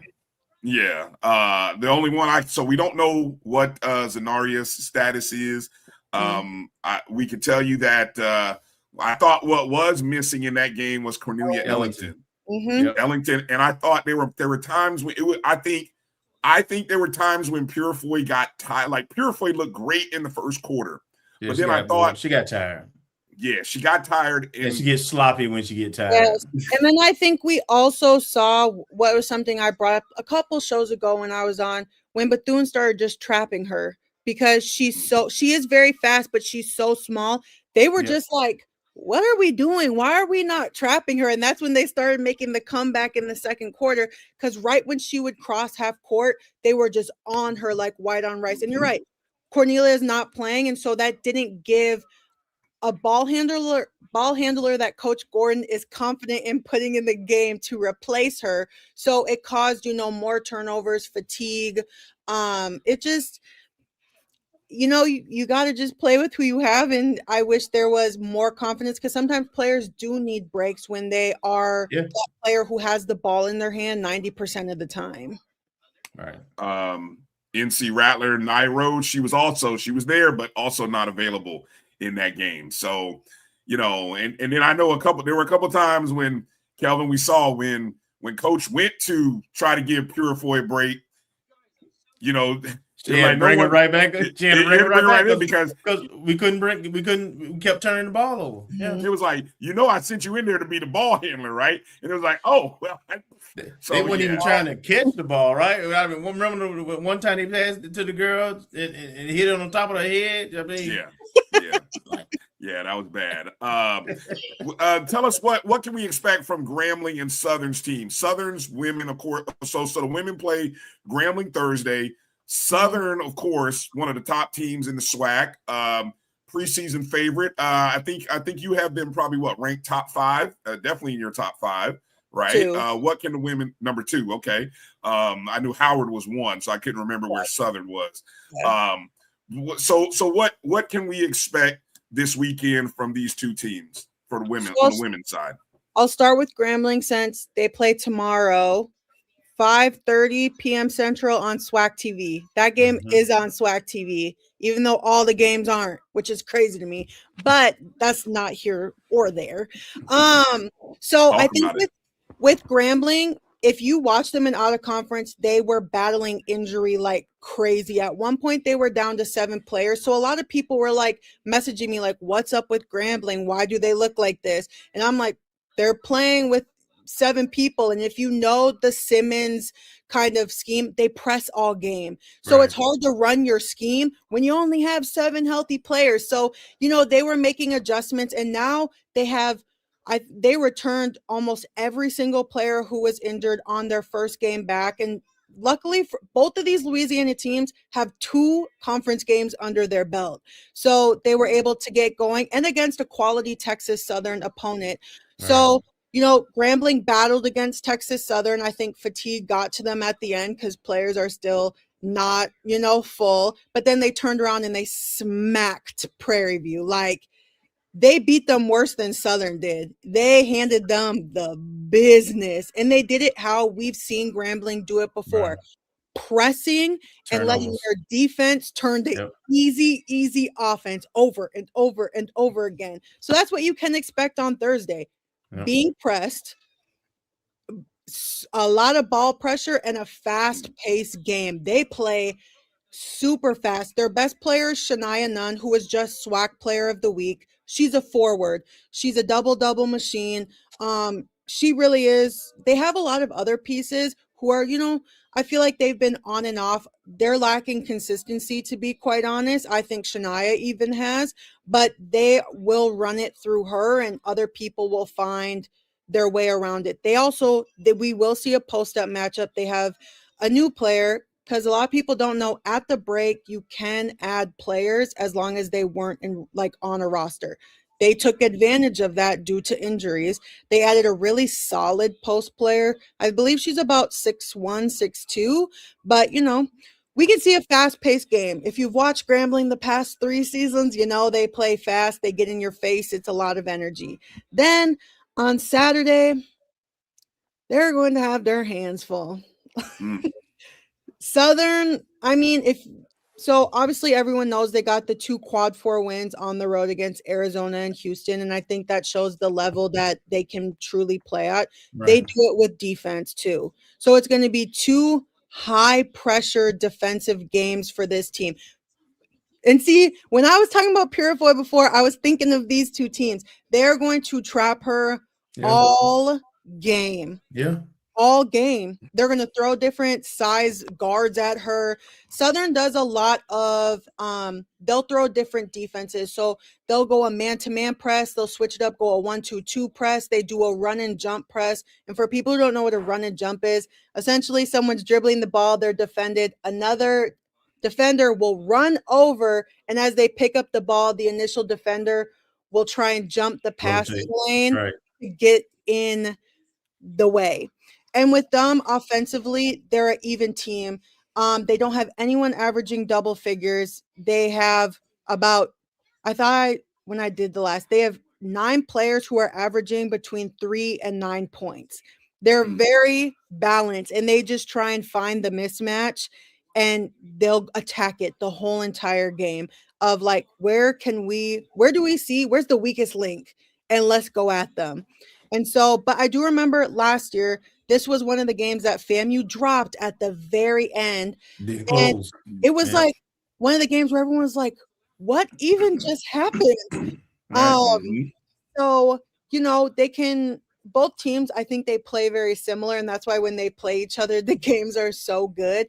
But defense, high intensity. Southern likes to turn over 2 and get easy layups. So we'll see how the Lady Rattlers can handle the pressure and if they can stay calm and composed. That should be the goal. Their turnovers need to be realistically, because I will say Grambling turns it over a lot, but they have the largest turnover margin in the SWAC. So even though they turn it over, they make their opponents turn over a lot more. And they're second in the nation in offensive rebounds. So if FAMU doesn't hit the defensive glass, it's going to be a long night, a very long night. So, it's another chance. It's another opportunity to get better, take what you learned in the last game and come in and, knock off two really good teams that are predicted to finish in the top At half. the top. Right.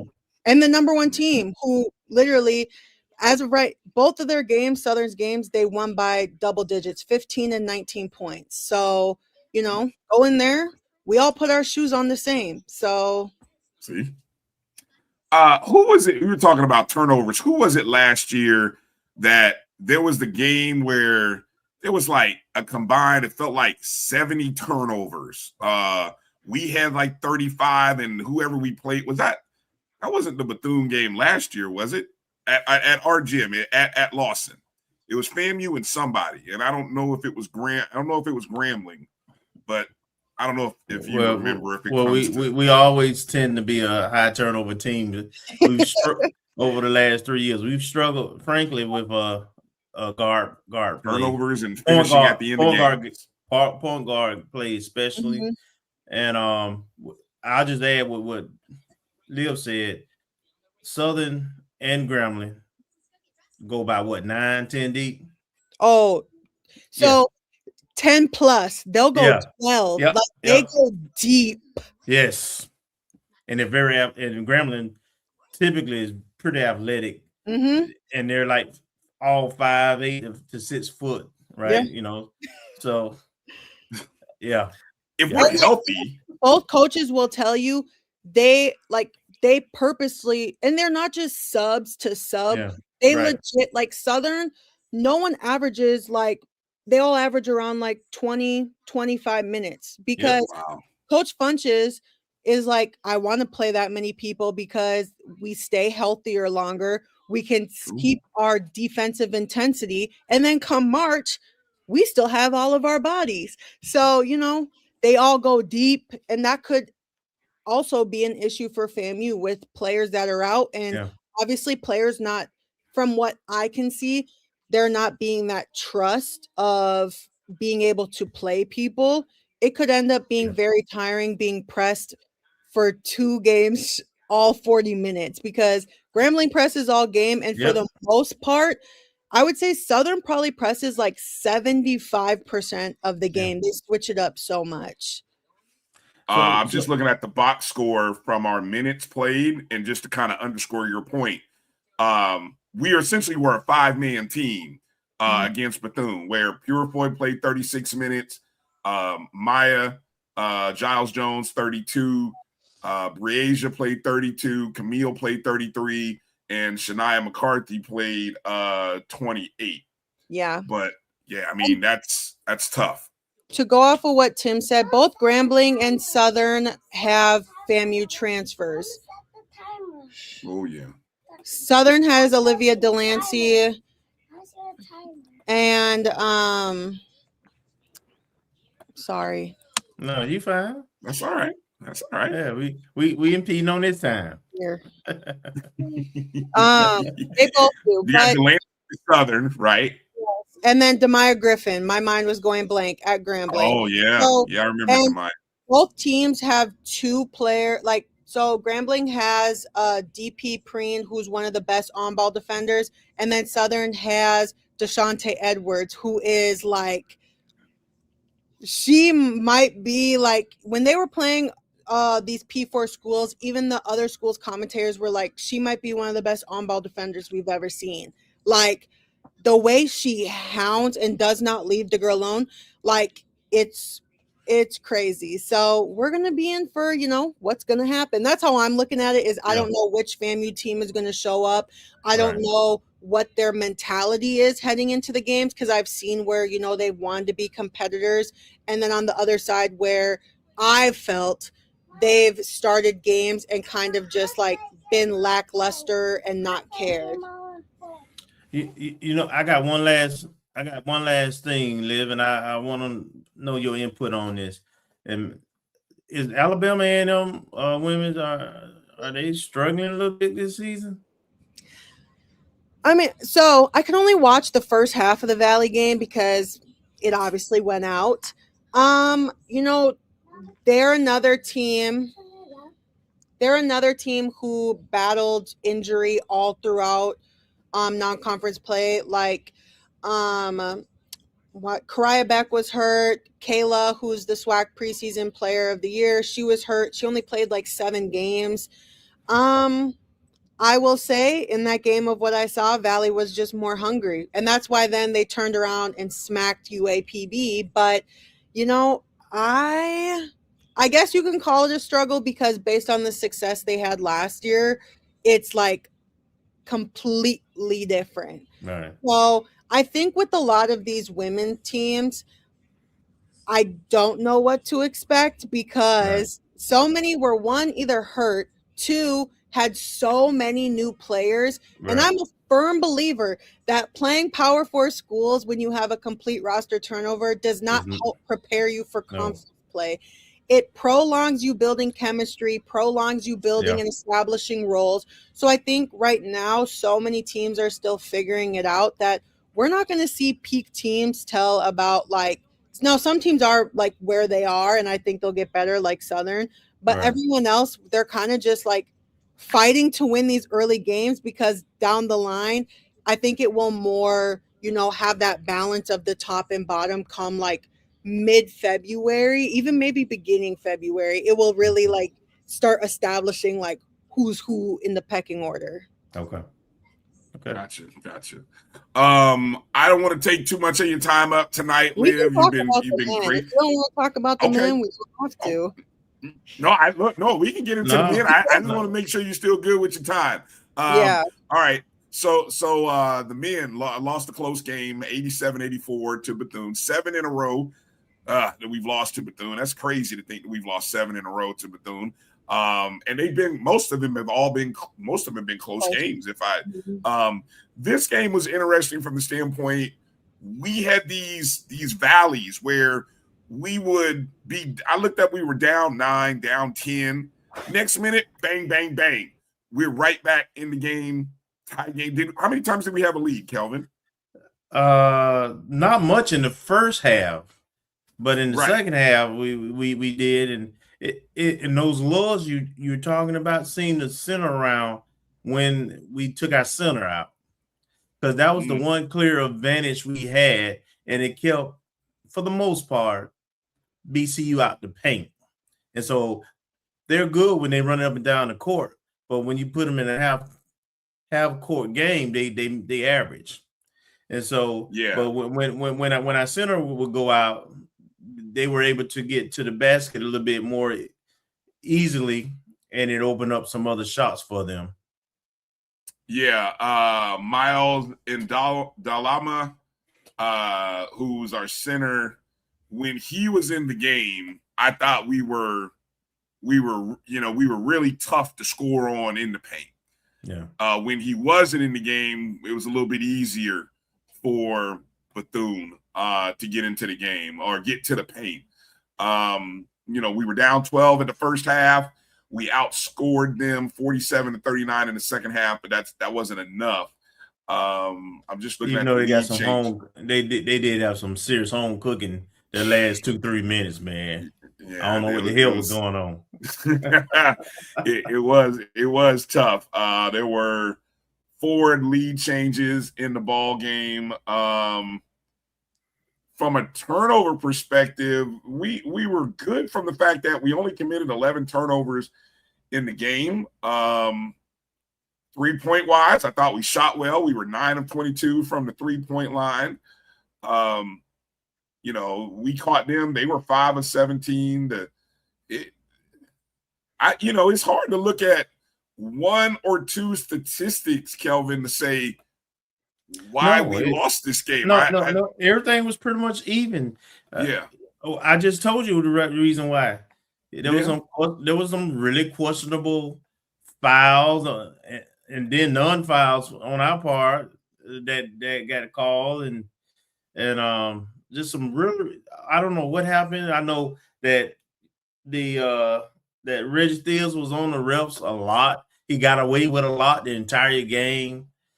And if you look at the free throw, it wasn't a huge disparity in free throws. No, we were 18 to 22. Yeah. Now they were 26 to 34. So yeah, I guess I see what you're saying. Down the stretch. Yeah, down the stretch. And that happened down the stretch. And when you look at it in total, they made more free throws than we took. Right, so there you go. There's your one difference. They went to the free throw line 12 more times than us. So there you go. I see what you're saying, Hollow. We must have lost Liv with her connection. I know she had her other job to do where she was. Let me bring in Marcus Green, who joins us. Marcus, how you doing? Good evening, brother. Doing good. How's everything? Everything's everything, man. Happy New Year to you, brother. Happy New Year to you.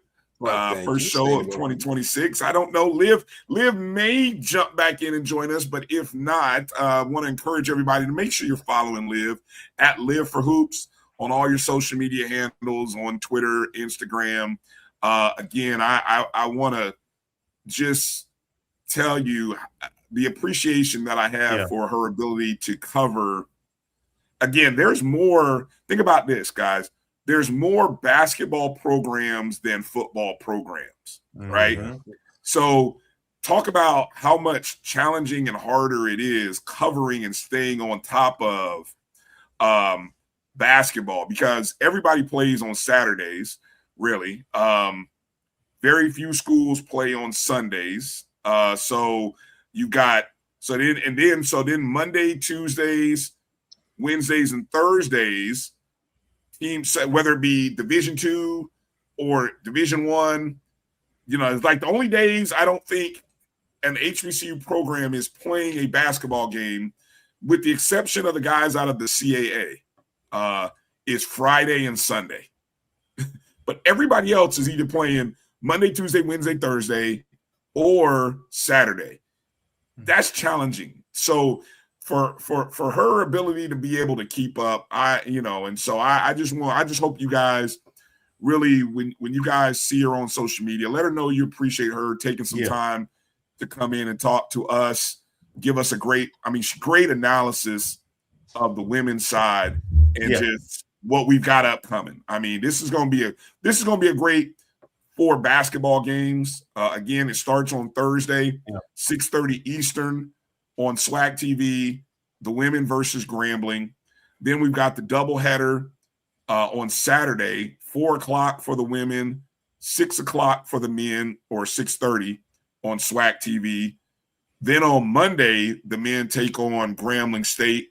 Coach Pat comes back to Lawson. So I mean, it's going to be 4 great games. 4 great games. Yeah. Marcus, any basketball thoughts as you kind of digest the opening of the season against Bethune-Cookman? Yeah, I had the chance to watch both games, and they're both riveting all the way to the end. Didn't turn out well for us, which is bad. But I guess for the first game, I didn't get the chance to hear you guys' reflections on the women's game. But one thing that, and I think I may even put it out there when Liv asked for observations of the game, was that Tanaja Purifoy came out scoring. That's something, of course, we didn't see her play a lot last year, but she was like the catalyst, not only for the offense, she was the offense primarily, and especially in the first half. And so that was surprising to me. I know she's had a lot of scoring recently, leading up in the tail end of the out of conference play, but just seeing that in person and seeing it on TV and kind of thinking that she'd be more of a distributor, and then just her just going off, was a pleasant surprise. So I'm glad to see that happening. I'd like to, get a little bit more integrated. So she was playing more She was doing more Trae Young than I expected. And just it was good also to see was that Brazina Robinson? I'm not sure if I'm pronouncing her name correctly. Breasia. I think it's Breasia. Breasia. I'm sorry, Breasia. I'm sorry. Yes, she was a force in the middle. And so I was really enjoying that. And you're just kind of disappointed in the end, how things turned out. But overall, I think the third observation, and the only other time I had seen the young ladies play was when I went to the Howard game.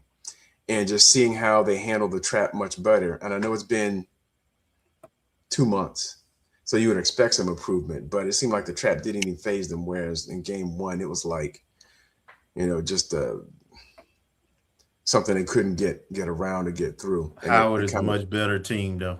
Yes, yes. There's a Howard different. There's a talent differential between the two teams, and just to seeing how at least they threw it at us to see how we'd handle it. And it seemed like we handled it pretty well. Bryan, I want to get this one comment in. I said it at the game about the women's game.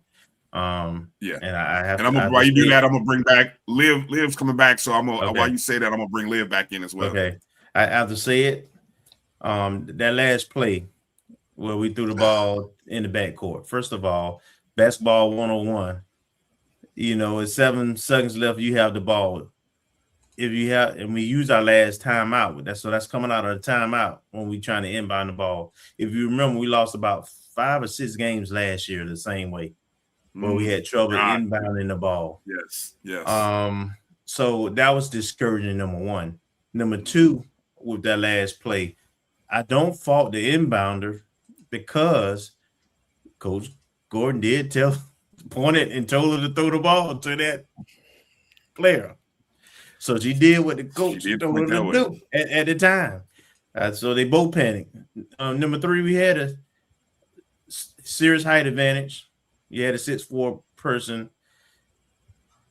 What should have been said in timeout is, hey, if the pass to our basket is not there, we're not going to throw it backwards. We're just going to throw it up and let our 6'4" center get it. And even if they knock it away or get in the way, if they tip it, the clock starts running. Yeah, they got to go to the length of the court. So the panic and the lack of basketball IQ in that moment was bad. Was a bad omen for me because I sat through and saw all them games we lost last year the same way. So I hope we clean that up. Yeah. And that was the discouraging part because, as you said, we saw that happen so many times last year. And you're thinking we're so close to, can we win this game down the stretch? And this is a different team. And that's the thing. We can't. Right. The players are different. Because we were reminded about that all in off season, right? Yeah. Whole different group of players. No, pause. We were reminded that this was her entire recruited team. I want to be very specific with us saying that because she said it so many times that this was the first season she could finally recruit all of her own players that she wanted. Yep. Yeah. It's tough. So let's keep our fingers crossed and let's hope let's be competitive. Let's be competitive. I'll be there. And that's what we need, Rattler Nation. We need Rattler Nation in the house on Thursday night tomorrow. We need you there. The ladies look. They play well, so I don't want to discourage. This looked okay. I'm shaking my head as in they built off of they were competitive against Bethune. Yeah, they were competitive. This is I feel like we are going to be competitive against Grambling and Southern. I really do feel that. And I'm not being glass half full. We have the same. We have one other Achilles heel. I told you I was going to balance Liv out. We got one other Achilles heel that bothers me. That also points to we had the same issue last year, and that is we're always going to have a quarter where we don't hit double digits. We have that 8-point quarter, that 7-point quarter. Against Bethune, it was the third quarter. Yeah. When they got back in the game. But we just not only were we not making shots, we weren't even getting that many shots up because we were turning the ball over. And we do it every game. All right, let's go over to the men's game. The men's game, when we launched there for a minute, Liv, what Kelvin and I were primarily talking about was the biggest. I mean, for a game that was rather even, the biggest discrepancy you could go to if you were statistically looking at this and saying, well, they shot 34 free throws, we shot 22, even though we were good at the free throw line. I thought 18 or 22 is good. Problem is, they made 26 of 34, obviously making more than we attempted. And then Kelvin pointed out the fact that also when we didn't have our big in the game, it seemed like Bethune got to the basket whenever they wanted. I'm going to also talk about, Kelvin, remember what I said? The moments when we were in zone, I was like, God, get us out of zone. I don't know why. Because every time we moved the zone, it looked like Bethune had resumed. Like, okay, hell. But when we went to man, we looked good playing man. We went to zone, it was like, Liv, what were some of your takeaways from the men's game? I had said, because I did a little which I think I'm going to start doing this at the beginning of every week of like, what did you see from your team that you really liked? Just so we can start talking positive. But, people still said their like issues. And someone brought up FAMU, and I said, actually, what I really liked is I saw some hoopers. People don't know that there's a difference between basketball player and a hooper. And what I saw from Jaquan Sanders and him and Arterio Morris going at it they were verbally and bucket for bucket. And so I'm like, oh, he showed me something tonight. He showed me he can back up the way he's talking, because Arterio Morris was like, he's a very highly respected player in the world of basketball, like 5-star, McDonald's All-American, has been at major P4s. Jaquan didn't care. He was talking that stuff. They was getting in each other's faces, but he was backing it up with going, they both scored 20, bucket for bucket the whole night. I was like, I like that, because I think that's something that a lot of, even in past years, a lot of what FAMU has been missing is having multiple hoopers, not just people who put on a uniform and play basketball, but people who take it personal. That's the difference. Basketball is personal. Real hoopers, you hate to lose more than you love to win. And I saw that from multiple Rattlers. Even when Shirley and one of the Hetty brothers were on the floor. Mind you, they both were doing too much. Hetty and Shirley were doing too much. But like, they didn't back down. They were all puffing their chests out like, what's up? And I was like, yup, what's up? Like, let them know. And so I think I saw a fight from them that, we may have not been able to see throughout out of conference, because they were playing, like some even teams with like mid-majors, but then some like P4s. I really thought TCU was a good majority good game for them until it went all the way left. But I did love, I know I said that Sanders and Octave are really good at being able to turn the corner off of handoffs, dribble handoffs, ball screens. They excel so well at that. And I loved watching Jaquan come off and hit that midi. Like, I loved it. I was like, yes, like we need that. Now, if I forgot his name, so I apologize for calling him light skin, but the light skin post player who is not back, I swear, and Arizona's coming in my head. His name's Tucson. Yes. Okay. Tucson. Look at that. Something I think he's going to be a better post presence than Nadalma. I'm not, and I mean that very respectfully, I'm not a fan. I don't think he gives enough of what I would like to see from a post presence. But luckily for the Rattlers, a lot of the SWAC teams don't have that. They're very guard heavy teams. So, I mean, in a game where one team preseason was receiving media hype from people we've never seen talk about the HBCU. Like, I'm talking about people I've never ever, they've never even talked, and I could tell because they were calling the school like Bethune. I'm like, who? Like, I don't even like them Wildcats. I feel a meme coming. Who? Like, who is that? Bathroom. They were getting so much hype, and so that's, I promise you, they were all calling them that. We ready? When when they fought the whole game against an extremely like Bethune is extremely talented. Like on paper, they probably have some of the, best pure scores, but they battled and they fought and they did the things necessary to have a competitive game. And that's a great building block when they could have went in there and easily not been. So, and they have their hands both teams have their hands full this weekend. I'm telling you that much. So, and it's going to start Saturday against one. Oh, people think they're like, oh my gosh, all she does is just like, they get mad because I say the truth. I feel like, because I'm about to say I'm such a fan of Michael Jacobs from Southern. He's averaging 21.3 points per game.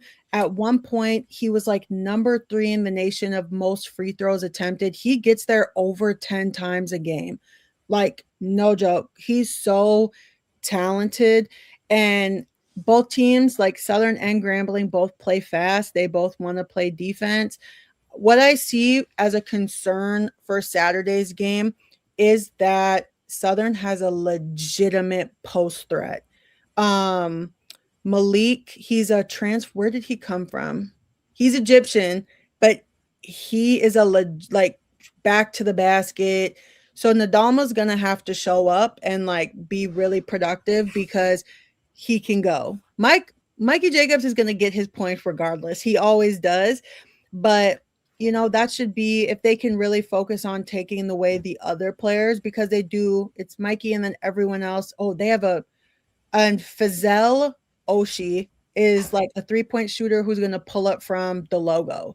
And he has the ultimate green light. Like Coach KJ does not want him shooting anything but threes. And he will. He doesn't care. And when a coach gives you the green light, of course you're going to take advantage, because why not? But I think if they can build off of what they did in game 1, and continue to progress and, tweak up some things of okay, I really am a fan of Octavian Sanders. I like Sanders a lot. I like him a lot. And for people asking about, I saw someone say KJ, in my opinion, he can be on the bench more than he's on the floor. I think other players just gave more than what he could give. And then Grambling's going to be a show. If anyone's watched them this year, they've definitely, they're your money's worth if you've seen them play. They've been on ESPN twice for top 10 plays. It's dunk after dunk after dunk after dunk. And they're a team who wants to get out and run. They want those high-flying moments to do the alley-oops. They shoot a lot of threes. We kind of know that's what Patrick Curry was trying to do, is he's an analytics. It's dunks and threes. We're not going to see a lot of that in between. And so it's kind of very similar teams. I feel like Southern doesn't shoot a lot of middies either. They're really just threes and inside game. So I really don't even have anything bad to say about FAMU men, because I was so I'm not going to say shocked, but I was pleasantly I'll say surprised. They're right there.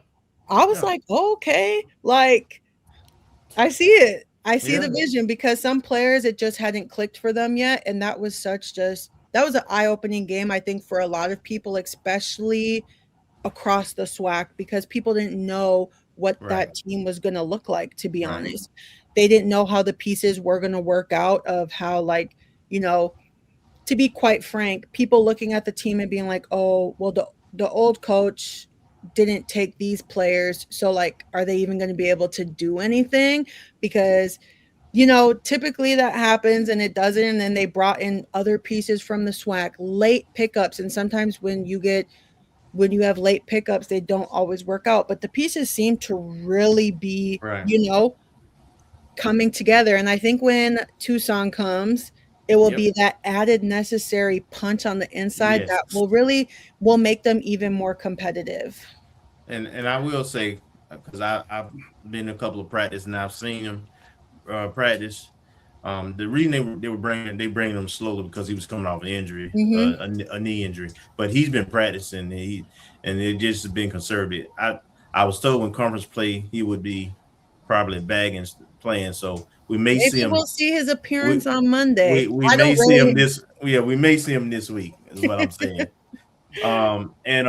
Octave's been out. He only played like 4 games, so he had been out too. So we hadn't seen all the pieces together. But I did like what I saw. The only one I'm wondering about is Palmer. Hadn't seen a whole lot of him. Yeah, Devin Palmer. Yeah. So I had seen. I don't know his status, so don't quote me. But I know he was previously in a boot, and he's been kind of in and out of a boot. So maybe he's still rehabbing an injury and he's not ready to come back, or they're not like, sometimes players be like, I'm ready. And coaches are like, no, you're not. But I know he was in a boot throughout the non-conference games. But I think he can add a lot for the team as well. Yeah. Okay. Does the fact that we weren't very deep in that game, does that concern you for this upcoming weekend against Grambling and Southern? Because we were only really 8 deep, and Caleb only played 7 minutes, so really we're probably really 7 deep. Right. That's I personally, as a coach, I think 8 deep is perfect. That's like the sweet spot.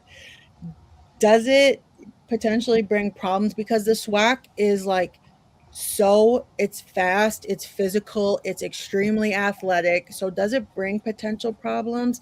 Yes, but I don't necessarily see that. The only game I maybe see that happening is against Grambling, because they're used to playing at the pace they like to play. And Crary's quick to grab someone out. Like when he's not pleased with someone, he hasn't played no games. He's like, get out. So they've gone like, you're laughing and I'm dead. Like, you guys, you've seen it. There you go. Yeah, that's him. They'll potentially go like 10, 12 deep. And so, but I will say Munoz he's averaging upwards 25 plus minutes. Roderick Coffey III is playing majority of the game. And then it's like the other 3 pieces are kind of working around them, giving the other 2 breaks when needed. So no, I don't see it as a problem unless foul trouble becomes an issue. So as long as they can stay out of foul trouble and stay on the floor, then no, because then otherwise then people get put in positions they're not used to being in when you got to throw them in now. But I don't see it as a major issue as long as they can be aggressive while keeping the fouls to a minimum, at least till the second half. All right. Man, I really hope we could it would be nice to see Tucson. I mean, he's it's funny, he's listed at 6'11", but seeing him at the Bethune game, and now if Miles, he looks bigger than 6'11", to be honest. I mean, he looks about 7'1". Yeah. But he looks at least an inch or 2 taller than Miles, and Miles is listed as 6'11". So somebody's lying on these measurements. Probably so. All right. Just in general, Liv, as you look at the SWAC first week of SWAC play, anybody that caught your attention that maybe you were like, oh, I didn't know y'all were coming like that in the first week? And yeah, most definitely. I'm very excited about it. If you saw my rankings, which, shout out to everyone's rankings, but as someone who actively watches every single team, but a team, I watched them, I'd probably say about 4 times in out of conference, and I saw the pieces, really working together. I was like, oh my gosh, I see his vision. Is University of Arkansas Pine Bluff. This might be the year for Coach Bozeman. I don't know what changed his mind about like wanting to finally integrate defense into his system, but they figured it out. So what I like about them, and I'll just do a quick rundown. What I like about them is they have multiple players who can create shots. Everyone can shoot the 3. Jaquan Scott, who is a post transfer from UTSA, is a beast. He's a dominant inside big. I would say they probably go about 8, 9 deep, but they are playing defense, and that's why their offense, I think, looks so good, and they're shooting the ball crazy good in the game. So they beat Alabama A&M and Alabama State both by double digits, which I think shocked everyone. In the game stats combined, they shot 51% from the floor, 53% behind the arc, cashing in 10 threes both games. They shot 82% behind from the free throw line. Versus Alabama State, they shot 41 free throws. And they were like legit. Honestly, and Alabama State shot 30, so that's, kind of a close window. And then the biggest thing for me was they had 17 assists both games. Keon Williams is one of the best guards in the league. They're an exciting, and I mean, they scored 90 and 95 points. So like, it's an exciting game because they score a lot, but like, they just look different than what we've seen the past few seasons. So I feel like they're the dark horse of the SWAC right now, but they'll be tested this weekend. My must-watch game of next Monday is Prairie View versus UAPB. So we have like the number 3 leading scorer in the nation in Joseph at Prairie View going against, why'd you make that face? Number 3 in the nation? Yeah. Number 3 in the nation. Okay. That's why I'm like, why are we not talking about this enough? But yeah, he's number 3 in the nation for points per game. He's at 23. I think he's at 23 flat right now. And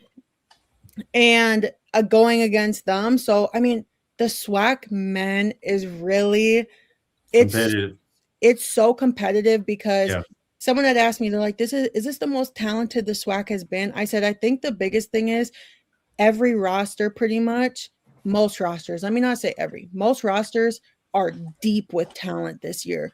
So they have literally opening day.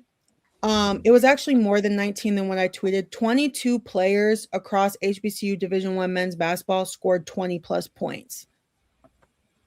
Like Alcorn, 3 people on their team had over 20 points in one game.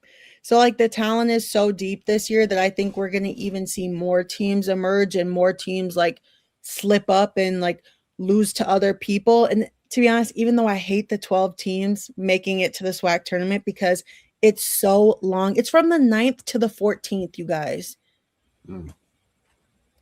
Just take the whole week off. I'm trying to figure out how to do that myself. I'm going, personally, I'm not going the first 2 days, so sorry to y'all. I looked at the brackets today, and I don't care to watch.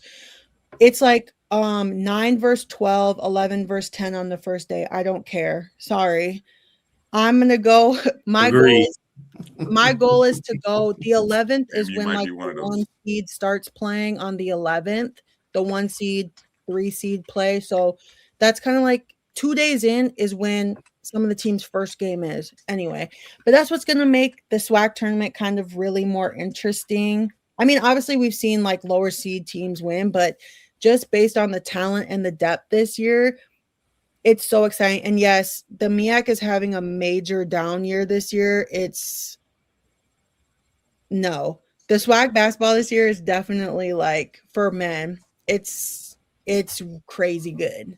So UAPB for me right now, today, it could change into next week. So yeah, it's a week to week thing. It definitely is. Yeah, just again reminding people, if you don't already have SWAC TV, get SWAC TV loaded up on your tablet, your phone, your Prime Video, however you stream. SWAC TV is right there. 4 men's games will be on SWAC TV on Saturday, part of the doubleheader. I'm assuming that the women's games will be in front. I don't know which game. Who does HBCU go have Saturday? D2. It's Bowie State and Fayetteville State. Okay, so no SWAC this Saturday. So 4 of the 1, 2, 3, 4. I don't know the whole schedule, but at least there's 4 SWAC basketball games on Saturday men's, and then on next Monday, or I should say Monday, January 12th, there are 5. So not the full complement of games, but there will be 5 games on SWAC TV. Which doesn't make sense to me, but at least everybody's not, we have something. So Yeah. Some's better than none. Just What remember. I will say, in case people from the SWAC office are watching, what would be nice is if the morning of they would put out graphics for the teams that are playing on SWAC TV so that everyone could be aware. Because even last weekend, I was like so lost in the sauce of figuring out, like, I was like, where's UAPB playing their games? Whole time they're playing on their YouTube. And they usually retweet when the school sends it out, when they send out those game day graphics. UAPB hasn't been putting where their game's been streaming on their graphics. Every team hasn't been doing that. So I just think even for branding of what SWAC TV is, because I had coaches who were former players in the SWAC asking me like, hey, what's SWAC TV? And I'm like, oh, it's like an app, like you can download or you can watch it on your computer, like it's free. All the SWAC games are there. So I think like real intentional branding needs to start happening behind it, of being like, this is what we're providing to you all. Because someone else, I was just gonna say, I was on this other show that was about like women's basketball, and they were like, yeah, like our problem is like HBCU games are like all over the place. Like we never know where to watch them. And I'm like, that might be fair, because last season they definitely were all over the place. Yeah, they were. And some of them you had to pay extra money for. Yeah. So I think for branding of being like, hey, on SWAC TV, catch these games, because again, not all of them are streaming on the TV. And I think to make things so easy for viewers, because I'm like, I don't like giving people any excuses. Them being like, oh, I didn't know. I checked the SWAC page. It wasn't on there. Like if they just had a template, they posted every single game day of like, catch these games on SWAC TV, playbacks available, whatever. Like, but they've got the schedule. They've got the schedule. Like I'm on it. Brian, no one is going and Googling the SWAC TV. Yeah. Make it easy. That's what I'm saying. You gotta make I got you. Good point. You got to make it easy for the viewer, because then people share it to their stories. Other people, when you make people start Googling stuff, they just give up. They're like, oh, never mind. And they do have that feature in the software. So it ain't, they already paying for it. They just need to use it and program it. The one thing I was going to say, every school, and I have said this before, every school does need to get more involved in marketing SWAC TV to their fan base. Like I don't think Florida A&M does enough to market and let Rattler Nation know that, hey, SWAC TV, even if it's that graphic, even if it's that commercial, retweet it at least twice a week so that the video runs. It needs to come from your account. And I know for a fact that every school doesn't do it, but they should, because you put content there. You put content there, and then if you want this, the whole idea of putting content there is so that you can take advantage of the advertising dollars that the conference is helping get. But that's a whole nother conversation, another show. But yes, it needs to happen. Needs to happen not only from the conference level, but also our individual schools who are the primary feeders of SWAC TV. They too need to be more involved. And like you said, Liv, it ain't hard. It just takes a little bit of effort. 100%. Once you have the template, then it's done. Like, we just got to intentionally invest in what we're trying to build. It can't just be, the here, damn type of thing. Like, exactly. Literally. Hey, Leo, can we see that picture behind you? Oh, yeah, for sure. What is that? What is that? That was one of my graduation pictures. Yeah. Oh yeah. Okay. Yeah, with a basketball shoe and then I thought that was Lee Hall back there. And also, if you watched on the HBCU Go crossover, for anyone who was at home, they posted like 6 throwback pictures of me. Yeah. Playing basketball. I was like, oh Lord. But yeah. I got a couple throwback pictures of Liv. Can I where? Please do not post them up right now. I need to see them first. Got you, Liv. I wouldn't do you that way. All right. Well, thank you for having me on. Everyone, thank you. Please make sure you're supporting women's basketball. Like, that's why they moved the games to Thursday. Right. So people would support women's basketball. Make sure you're watching. The season really just started in the second there's 3 seasons. This is the 2nd season and it just started. So make sure you're supporting, engaging with their content, going to the games, watching online. Because, you know, if you don't support your teams, then who is? Right. Who else Amen. will? No one. Amen. So, Amen. Thank you, Liv. We love Thank you. you, Liv. Be well. Keep doing a great job out there. And make sure you guys follow at LivForHoops. Make sure you follow LivForHoops or Die Lonely. Bye, Liv. Good night. All right. Good stuff. Good stuff. Always appreciate Liv. You guys make sure you find her at LivForHoops and let her know you appreciate her. All right.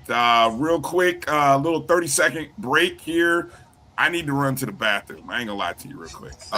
Let me take a. We ain't need to know. Let me get a quick second. We'll do a quick break. Come back, and then we're getting into what the football coaching carousel staff might look like, as well as an update on some of our commits, transfers, portals, and all that good stuff. So we're coming back right after this very, very short break. You ain't that fast. Make it a minute. I know. I got to figure out. I'm going to figure out what ad to play here. Here we go. This is Bryan Fulford. AD Drew and I are co-hosts of the BCSN Sports Wrap. We talk about all things related to HBCU athletics. From the games, teams, coaches, and fan interest stories, we cover it all. You can find our shows on Facebook at BCSN Sports Wrap, YouTube at MyJBN Online, and everywhere you listen to podcasts like Anchor, Spotify, Google, and Apple Podcasts. You can also find the show on the Jericho Broadcast Network's app. Make sure to download. We look forward to you joining the conversation and being a part of the show. From cancer care to accidental injuries to cardiac care, we all know that there are times that you can't control what happens in your life. But with Globe Life Family Heritage, you can be prepared to weather the storm when it comes. Call Dr. Beverly Eagle Rogers at 877-300-8269 or visit the website at globelifefamilyheritage.com. With over 25 years of serving communities, Dr. Beverly Eagles Rogers is here to help you and your family through difficult times. Dr. Beverly takes pride in Globe Life being one of the few companies that returns 100% of premiums to clients that stay healthy. So for more information, call Dr. Beverly Eagle Rogers at 877-300-8269 or visit the website at globelifefamilyheritage.com. For over 30 years, HBCU Image has been more than just an apparel store. We've been a movement, a state, a legacy. We celebrate the pride, the purpose, and the culture that make historically black colleges and universities legendary. Whether you're a student or a lifelong supporter, our gear lets you wear your HBCU story with confidence and style. Because when you wear HBCU Image, you're not just wearing clothes. You're wearing culture. You're wearing pride. You're wearing purpose. HBCU Image, a Kenny T's company.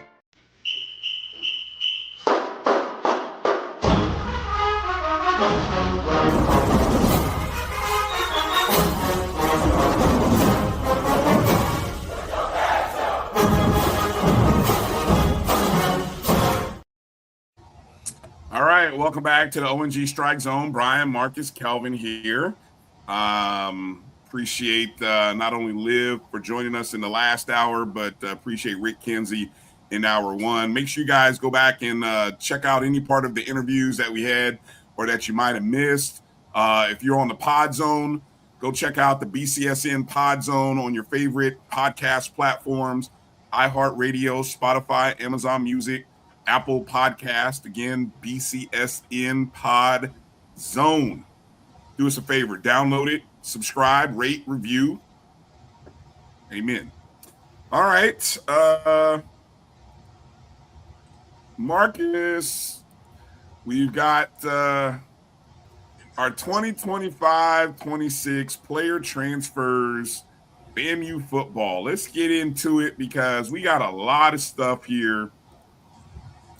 Let me move over a couple of pages here so I can be on the same page with you, Marcus. All righty. Is this the right? I got the right one, correct, Marcus? Yes. Yep. All right. So let's we'll get going. All right. So what do we got here, Marcus? Fire away. Well, this one's been going through a lot of transition the last 24 hours. Yes. Yeah. 20-some players in the portal, and we had at least 3, maybe 4, and I tried to update it as fast as I could. Then once I got back with who our withdrawals were. So as of when was it? I want to say Tuesday. Maybe Tuesday we had 20 or close to 20, maybe just at 20 players that had declared on social media that they were jumping in the portal. And we've had at least, I want to say 4 who've withdrawn. And I tried to get those in. And one update I did not, and I saw it late when I came home, that Miles Campbell did commit to University of Texas at San Antonio. So I saw that today. So that's not shown here. I just updated it on my slide during the break. But we've had at least 4 withdrawals from the portal, in defensive back Justin Bostic, defensive lineman James Gardner, wide receiver Armand Burns. I'm sorry, Armand Burris, who I think his was late this afternoon. So, and then we also had, I guess you had on the previous page, that one up, go one up. Antonio, announced that he was withdrawn from the portal. So I'm interested to see. And we did get more. Yeah, we did see no commitments, but we saw like graphics with like little emojis and things in terms of running back. I feel like it's there. I was gonna say Haley was one of those guys that had the little rattler emojis. And there was at least one more. I'm not seeing it on here, but at least one more person that I thought had like the emoji or the question mark or something. And actually, I think he had the Rattler emoji yesterday, and then today showing highlights of some of his runs. Looked like coach's film of his runs. So, I don't want to put anything unofficial on here, but word on the street. Yeah, it's all word on the street. What's the word on the street? All appearances. Haley's gonna do a portal moonwalk. I'm not sure who else, but there are a couple of folks I'd like to see come back too. Go ahead, Kelvin. Yeah, I think we. I don't know if he ever was officially in it, but I know our punter. I saw that. It was one that was was reassuring, and I'm trying to think who was. I'm looking at the list now. That's Jera's keeping a running tab on, and out of the people in the portal, the only ones I've seen that actually listed offers thus far, I think Tyler got one from Alcorn. And Jed got one from Benedict today. Yep. And Gardner got one from Hampton. And he got a couple. Yeah, I think he got one from, I think he got one from South Carolina State too. So. And also I think Jack Carson Wentz, the long snapper, got an offer too. I can't remember to where, but I thought I saw something last week. And him is asking why are they changing their minds? Well, hopefully, Quinn is doing a good sell job. And I was talking with the folks. Kelvin, you're on mute. You're on mute. We're going to talk about that shortly. Some of that potential influence. Word on the street. But also, one thing I was bouncing on with the guys earlier is that the change in the portal window this year, going basically from January 2nd to the 16th. And at the time when a lot of these folks may have been jumping in the portal, or maybe at least half of them, we hadn't really named a coach. Some of the rumors are going around. So if they waited around until naming a coach, they might have missed the portal window because it's really contracted now. And there's only one in January. So I would think, and my speculation, this is purely my speculation, haven't got any information, but they more or less hedge their bets and say, okay, I can put my name in the portal, see who's going to coach, see if it's going to be a fit. But if I don't, and I wait till the last minute, then slots are gone. We don't know who the coach is because keep in mind we took a month to settle on Colsey the last time with all the rigmarole and the alumni and everything. So if they did the same thing this time, given the timing of when Coach Colsey was let go, you're bumping right in either in the middle or the tail end of the portal window. So I suspect a lot of just hedging their bets. Did we mention Burris, the wide receiver? Yeah, they just coming back. Marcus mentioned that Burris is coming back. Okay. Okay. Yeah, we got on here listed. Now, I'm 4 hoping, guys. Yeah, I'm hoping that a couple more wide receivers, Well, let me ask this. I'm gonna ask you what I asked you guys in when we were talking backstage, right? Among all these names, if you had to give me who if you had to say, give me 3 guys that you definitely want and put on the top of your list, who would you want back? Like if you had an opportunity to make that pitch, who would you love to see back? Porto for sure. Porto's number 1 for me because he was consistent. Kanari Wilcher. I agree.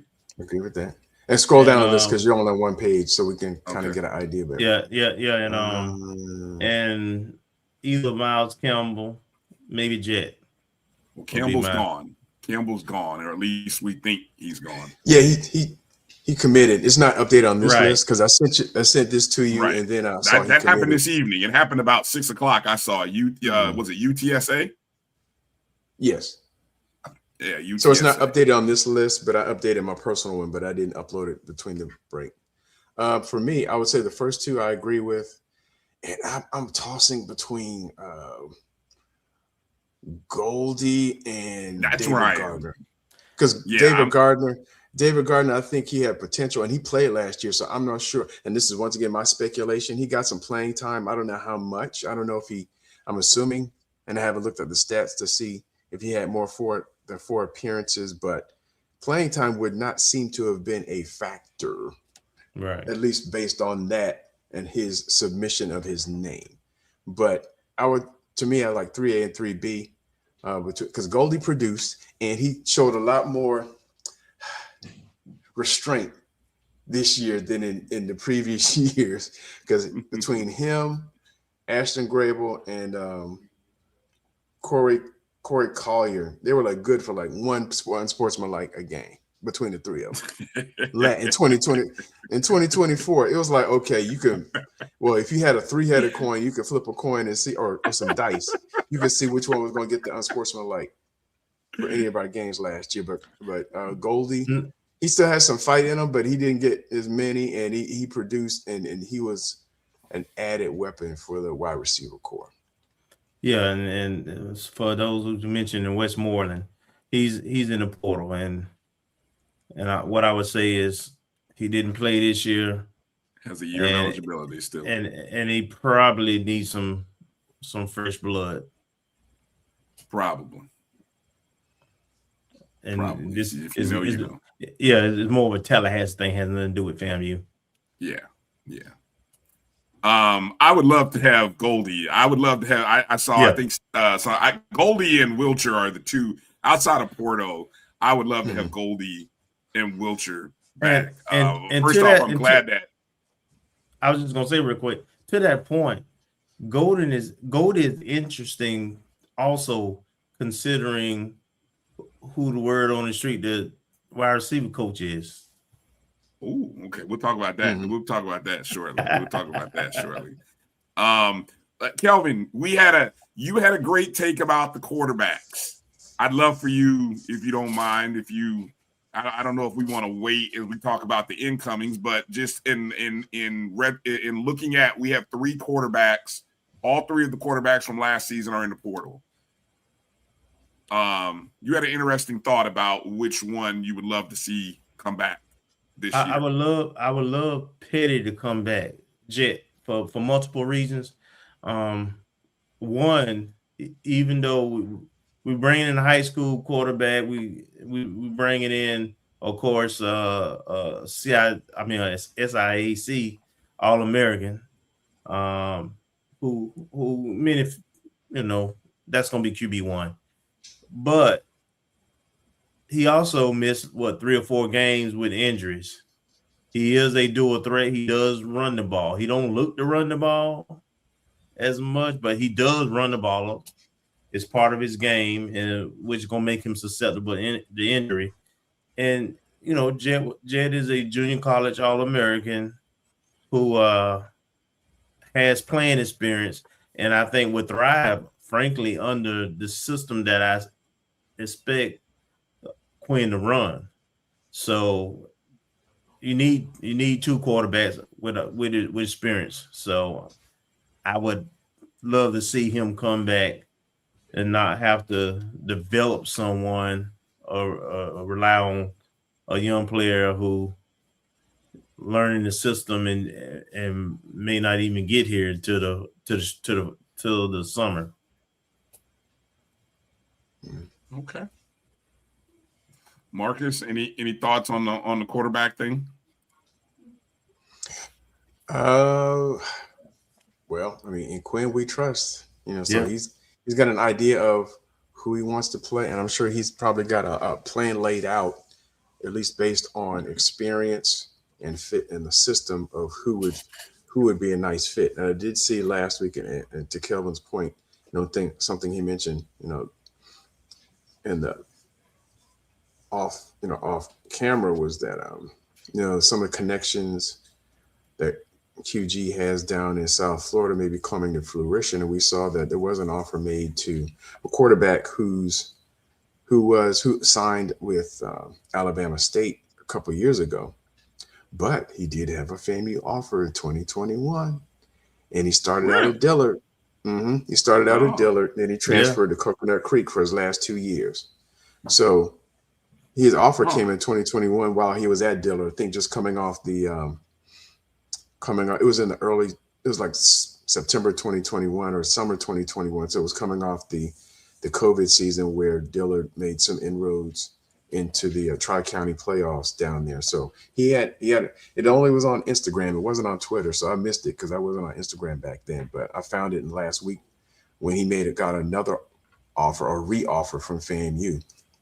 And I'm quite sure, you know, having Dillard ties and also being familiar with the SWAC, having played at Alabama State for like, I guess the last 2 years, at least played one game, but he's been on the team, and goes about 6'4", 230. So he's kind of he's very Quinn-like. Yep. So we'll see if that comes to play. I know he can't talk on it. Quinn can't talk on it because he's not a signed athlete, but we'll see what type of style of quarterbacks. But I suspect this year, you know, we may have some senior quarterbacks and then expect the quarterback of the future to be on the roster, or maybe a couple quarterbacks of the future. Yeah, the kid from Reigns is like a clone model, I think, of Knowles, to be honest. Who's good kid analogy, who's committed. Yeah, he's just like him, height wise, game style, how he play wise.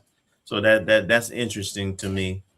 And I watched some of the tape of the kid, the high school kid from the Atlanta area, Armand Parker. Yeah, and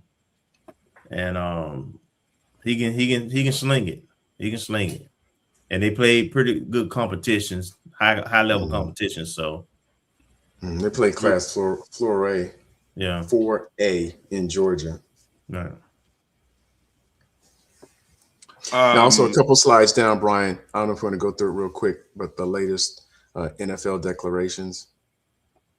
I mean, not the latest, but the ones that I've seen so far. So the 4 players, Thad Franklin, Ricky Taylor, Ashton Grable, and Corey Collier. No, there may be more, but those are the only ones that I saw.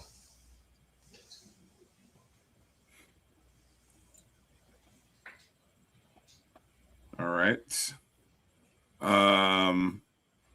Where do you want me to go next? Which slide? I got the other 2 loaded up. Let's go for the one with the 26 football commits. Okay, football commits. What you know what slide number that starts? Oh no, start with the first one. Because I rearranged it. Oh, it does because it starts with softball. Oh, that's the Olympic sports. That's the wrong one. Oh, well, hold on. I don't have that one then. Where's that one at? You shared it with me? I should have. I hope so. I got the ones that say I only have those three. I don't have the. You said football commits. 2026 football commits. Let me see. Uploaded at 9:51. I have 25.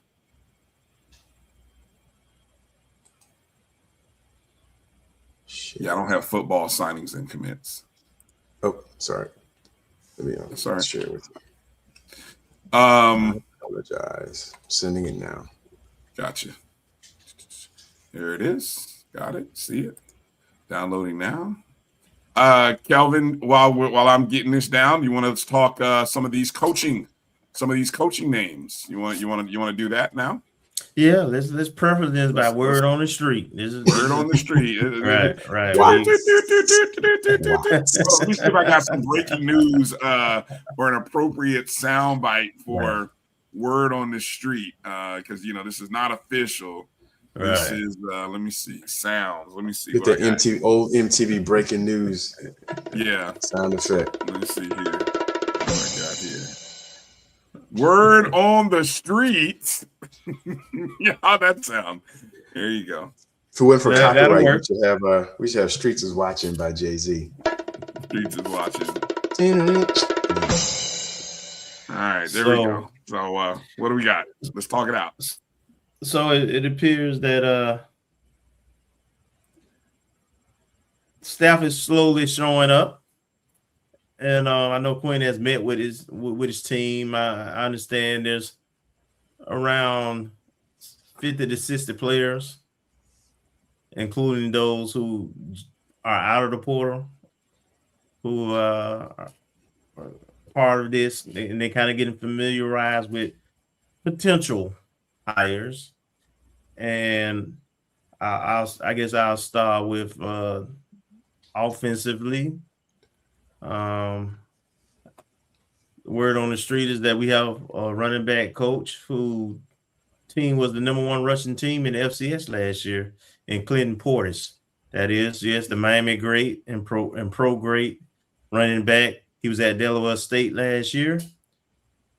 And for those who do not know, one of their running backs just signed with a FBS program today. They had a game. Where did he sign? Where did he sign? If you hadn't asked me, I would have remembered. But I can't remember. But he signed today with an FBS program, and they had games where multiple games where two of their running backs went for over 100 yards, and they had at least one game where they had three of their running backs go over 100 yards. So Clinton Portis is reported to be the running back coach,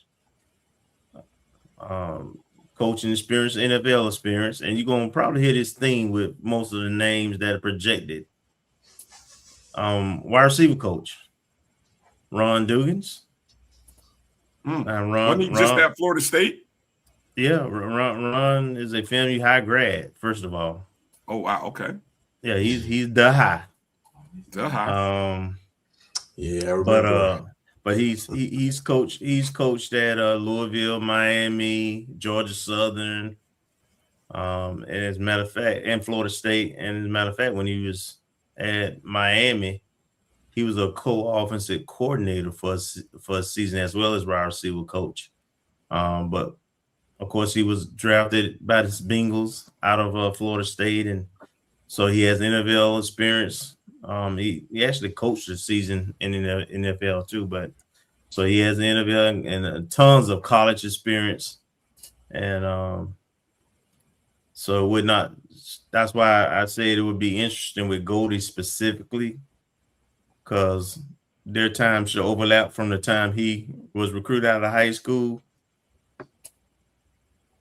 and even last year he would Ron wasn't on staff at Florida State. He sat out, but I'm sure that they know each other. So I'd be interested to see what happens with that, and because I'm not sure what the relation is. But again, another coach who's experienced, NFL experience, college experience, world credential, successful experience at that programs that win. Then word on the street is there's a offensive line coach that's coming from Albany State, who's the son of a coach and has a really good, strong pedigree, experience.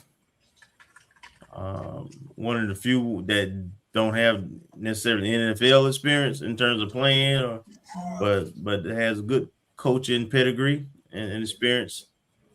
Another coach coming projected, word on the street, to be coming from Albany State as the defense coordinator. And he be coming as a safeties coach. And that's Chris Cash. Also played in the pros. I think college was came out of Power 5. I can't remember which one. And he actually had coached here for a couple of years back in the Joe Taylor Earl period. So another extremely experienced coach. And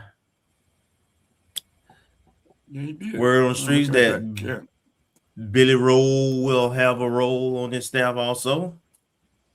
Of course, Billy is a legend in the state of Florida, having won 3 state championships at 3 different high schools in the Miami area, and also was on Coach Willie Simmons' staff here. So he's back in a capacity, and word on the street that Coach Pope will be retained. He was on the staff, I think. I think Coach Coles actually brought him in his first year, but he was on that Alabama State staff that had that run of dominant defenses. And why does that matter? Because word on the street, Ryan Lewis is your defensive coordinator, who was the defense coordinator at Alabama State for 4 years prior to last year when he took a job with Trent Dilfer at UAB as a position coach. And of course, Trent got let go, so new staff came in, and he happened to be available because of that.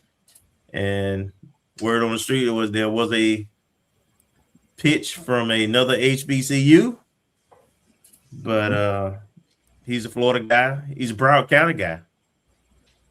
So him and Quinn already know each other, and our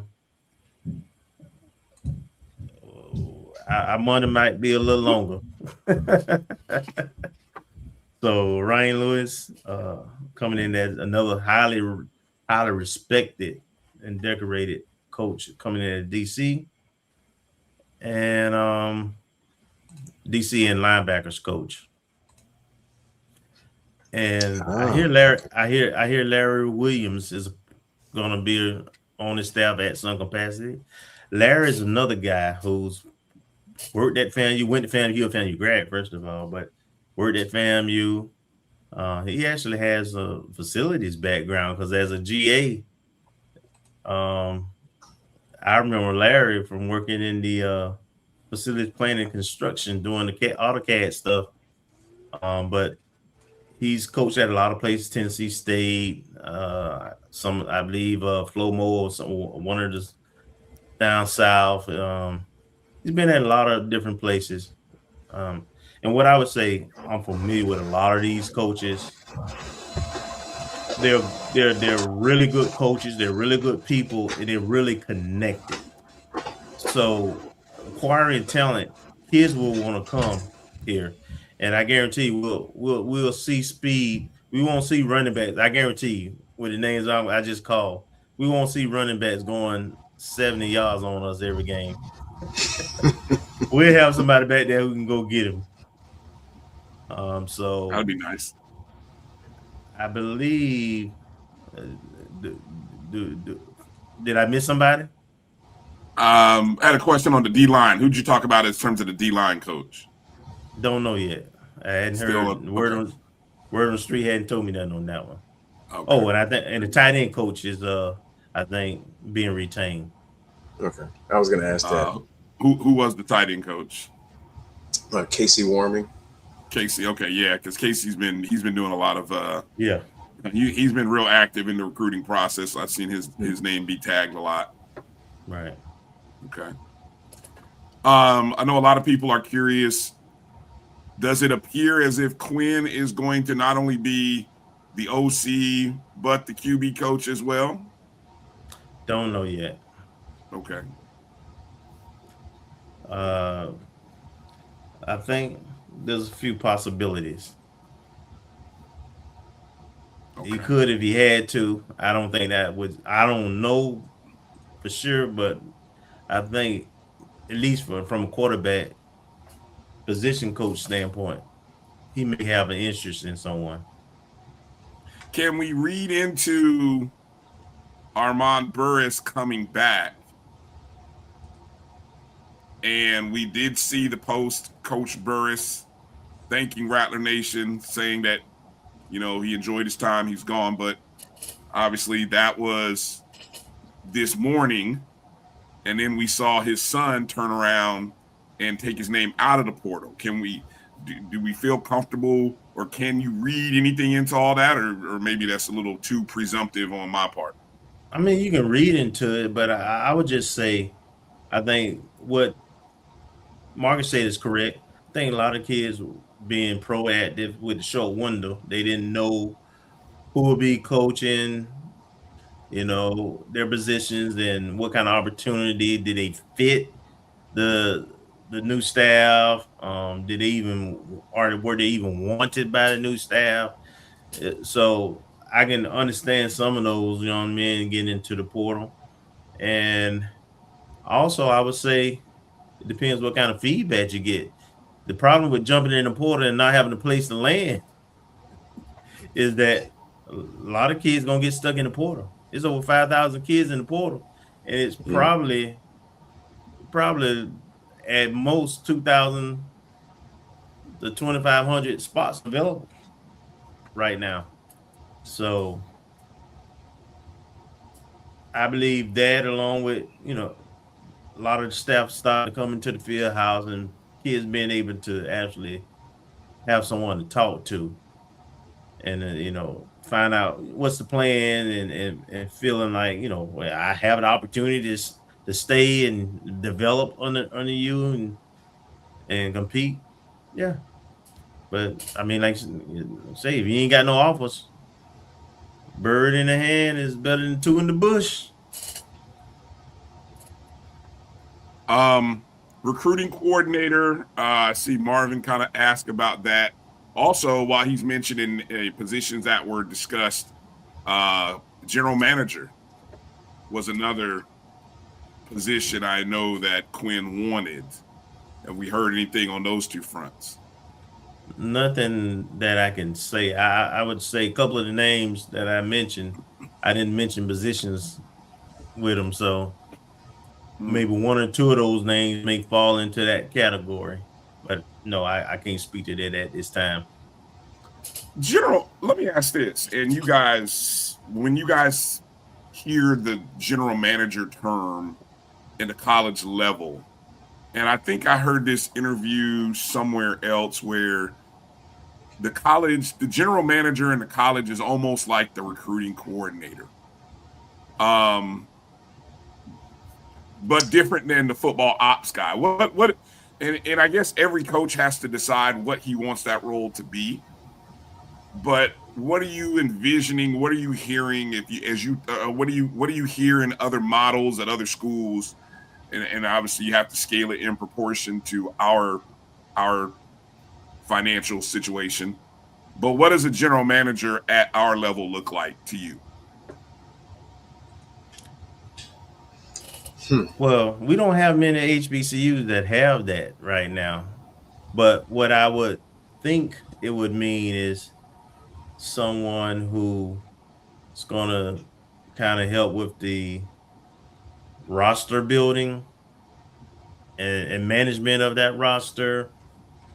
Maybe also some opportunities in terms of sponsorships, getting kids involved with community type things that administrative type things, not on any on field actual technical or coaching things. And that really is defined by what the head coach is looking for.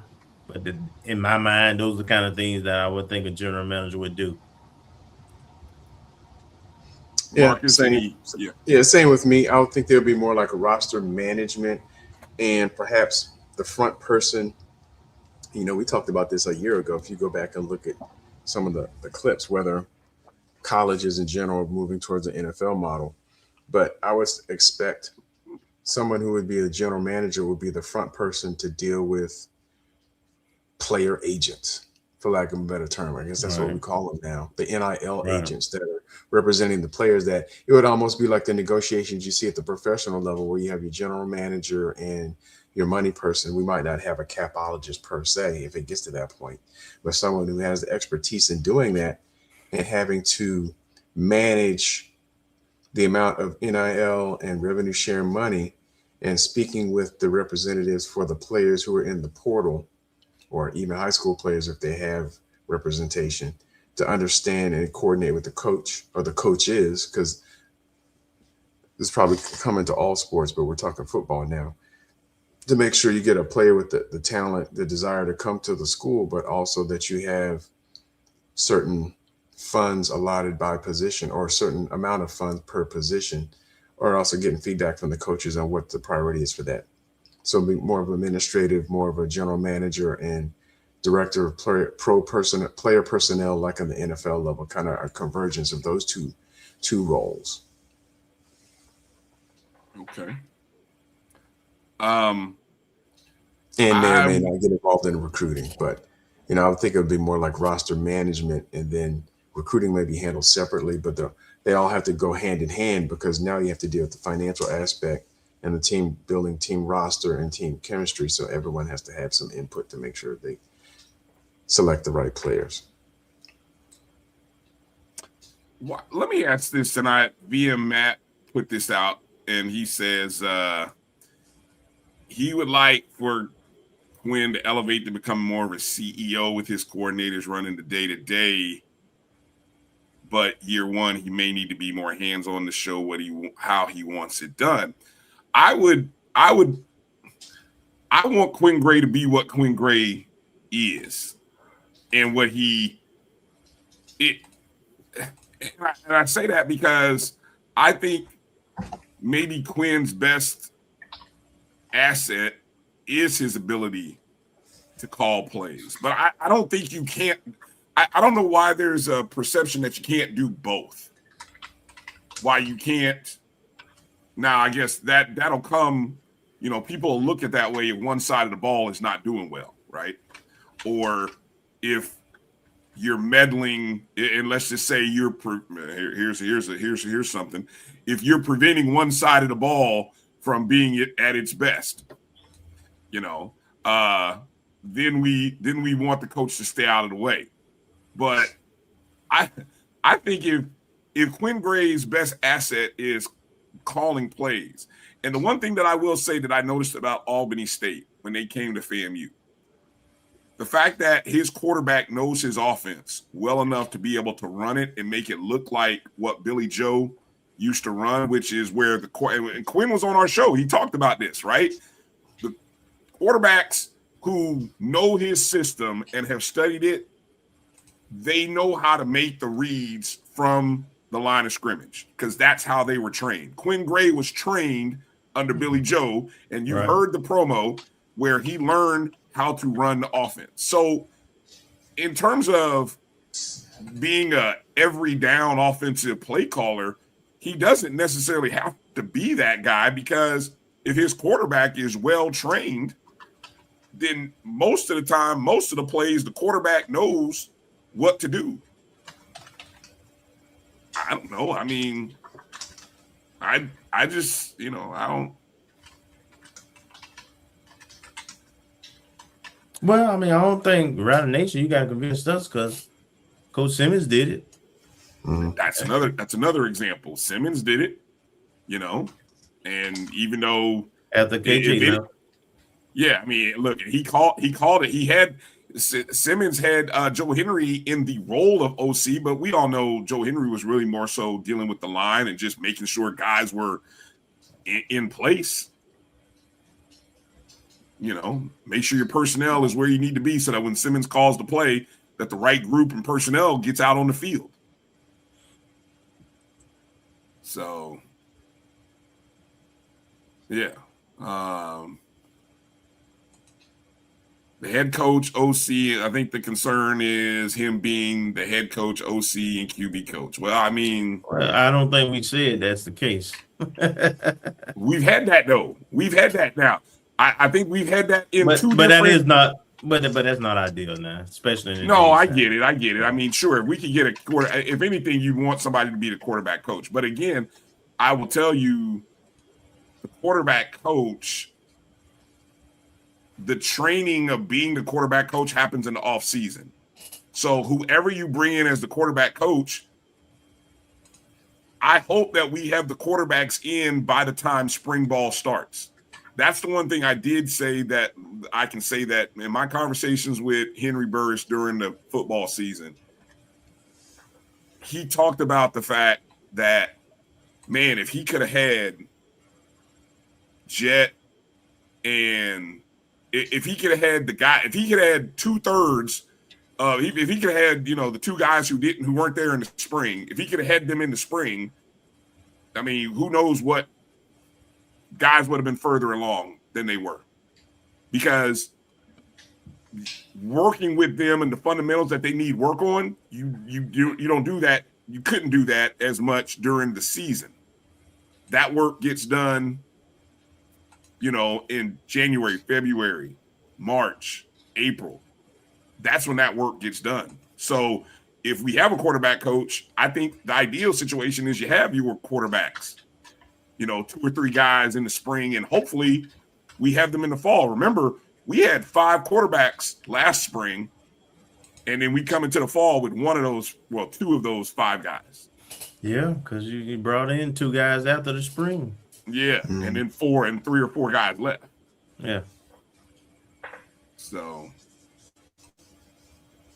all right, Marcus, I've got the graphic here. Let's see. For verbal commits and signings as of January 5th. Yeah, I didn't change the date, but actually I updated it this evening when we saw we got a high school commit. Wait a minute, say that again. I updated this evening, but I didn't update that date. Oh, so it's actually as of 1/7. All right. Let me go through this. And go through real quick. All right. So these are the signed players. So we had 2 players signed in December, the early signing period. Now I do not know. Well, I guess in theory, since Coach Colsey was let go after they signed, I guess they could request a release from their letter of intent. Don't know if that's happened yet, so I don't know the status of that. I haven't checked their social media. I haven't seen any step back, but there were 2 offensive linemen, and both from South Florida, one from MacArthur High School, and I think he was at Western Davie High School last year, and that was Jordan Davis, and he was rated a 3-star offensive lineman. We have Shamari Bowens from Miami Southridge, and both of them are signed. In terms of a commitment, now once again, this is right around that interim period. Mikkel Reed from Georgia Military College. So his date, I can barely see it because you have the thing up. It looks like it's 12/13, either 12/13 or 12/18. So I don't know to what degree he'll still be, desirable or if he meets with the coaches have outlined for the offensive line, but he has committed. Terrell James, that was a commitment we got last week. Defensive lineman, originally from Florida. Won a state title at Lake Wales a couple years ago. in his senior year. He's rated a 3-star player, and he's been hit at a couple of schools. Started out at East Mississippi Community College, and so he's been a couple of different places at Murray State and Arkansas State. So I think he's had a short stint at Arkansas State. I don't remember if he stayed the whole summer, but would he qualify as being Quinn's first commit? I guess based on the date, yes. Okay.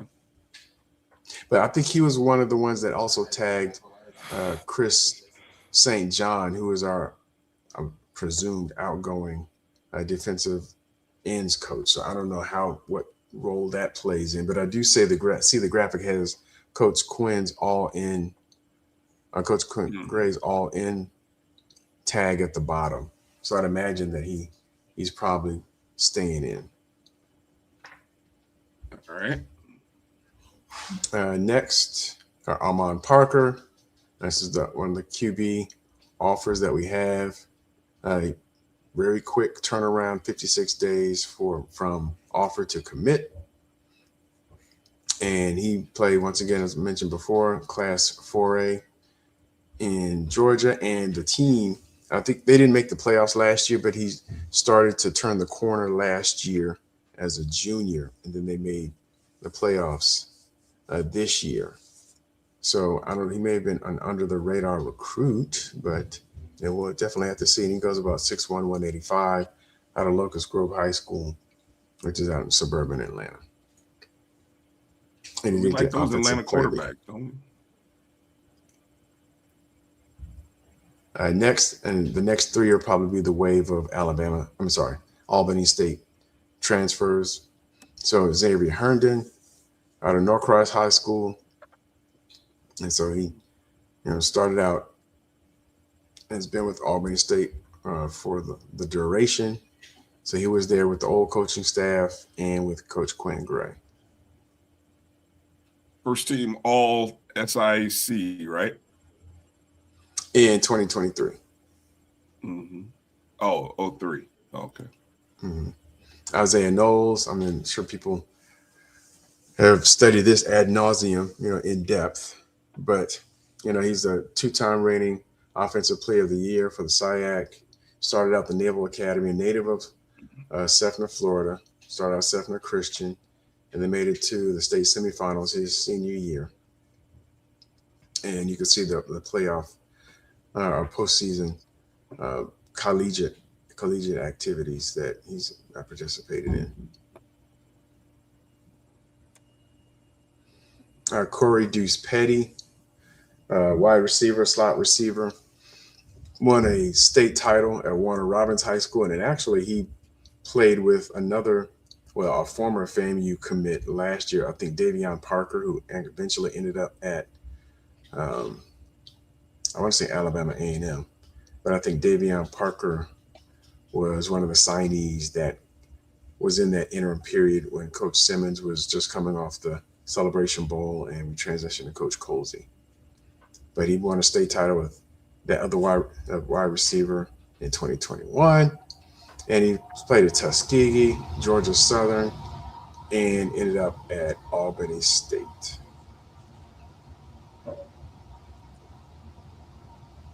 And just today, Winton Jones Jr., a defensive back from Palmetto High School in Miami, and they made it to the Class 7A state semifinals this year. All right. Now, the next category, and I couldn't get the gif to actually, do the, I don't know, man, but this is the previous commits from Colsey staff for the status unknown. So these are going to be all the kids that we talked about before. So that also includes Cedric Kelly out of Creekside. We can go through these real quick because people have already seen them. Ignacio Zalacia, offensive lineman from Cardinal Newman. And keep in mind, both of these first two players won state titles for their respective states and classifications. The next one, Anthony Bell, was in the state title game against Raines High School, so he's an offensive lineman for Miami Northwestern. Don't know what's going on there. Malik Hope played for Leonard High School, and you can see they made it to the Class 6A playoffs. They noticed none of these players signed, at least as far as we know, signed on signing day. Alante Reese out of Choctaw, I believe they also made state semifinals this year in Class 4A. TJ Cole, state titleist quarterback at Raines High School. And we offered him way back in the day too. And I did notice some of those commits. I couldn't find a good picture of Casey Jean-Baptiste, but he was a JUCO offensive lineman who committed to us a while back. And Jalen Lurie, a local kid from Tallahassee, who made, and actually this isn't updated, but he also made the Tallahassee Democrat All Big Bend first team offense. So I need to update the slide, but we're not sure where we stand with him. But hopefully, and with Quinn coming on soon, and local ties, that might be a bolster to the wide receiver core.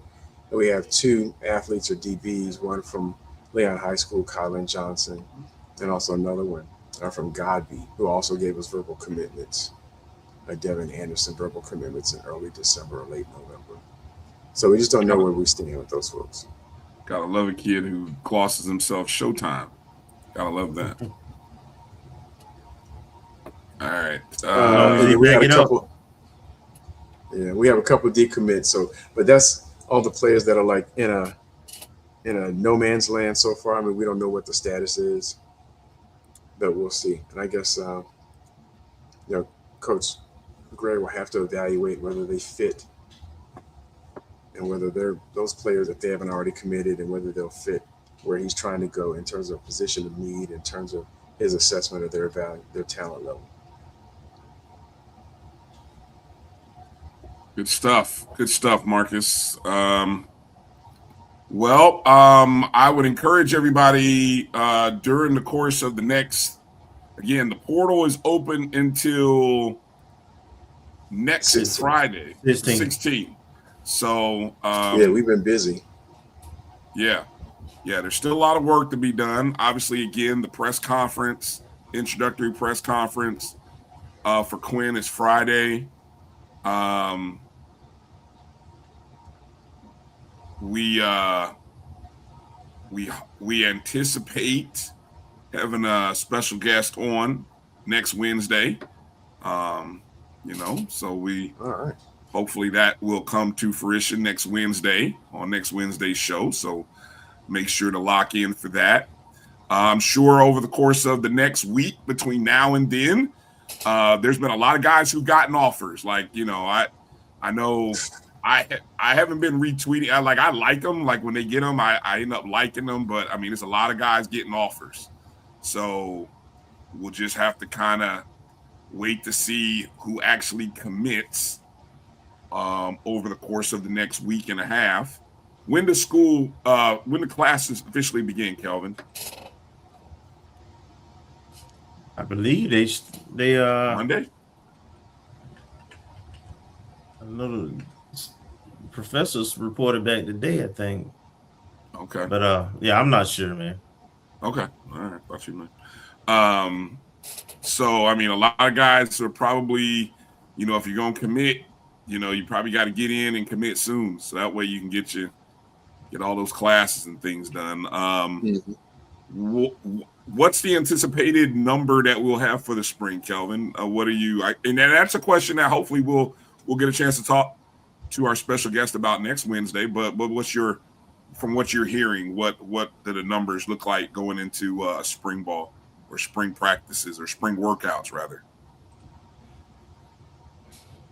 Right now, I would guess that you're going to probably have a walk-on period, but my guess is the numbers will be a little down from where you would want it for the spring. I'm going to go 70, 75. Okay. because we lost 30 because of graduation, and then you got still at least 10 to 12 who in the portal. So that pushes you full 40 plus. Right. So okay.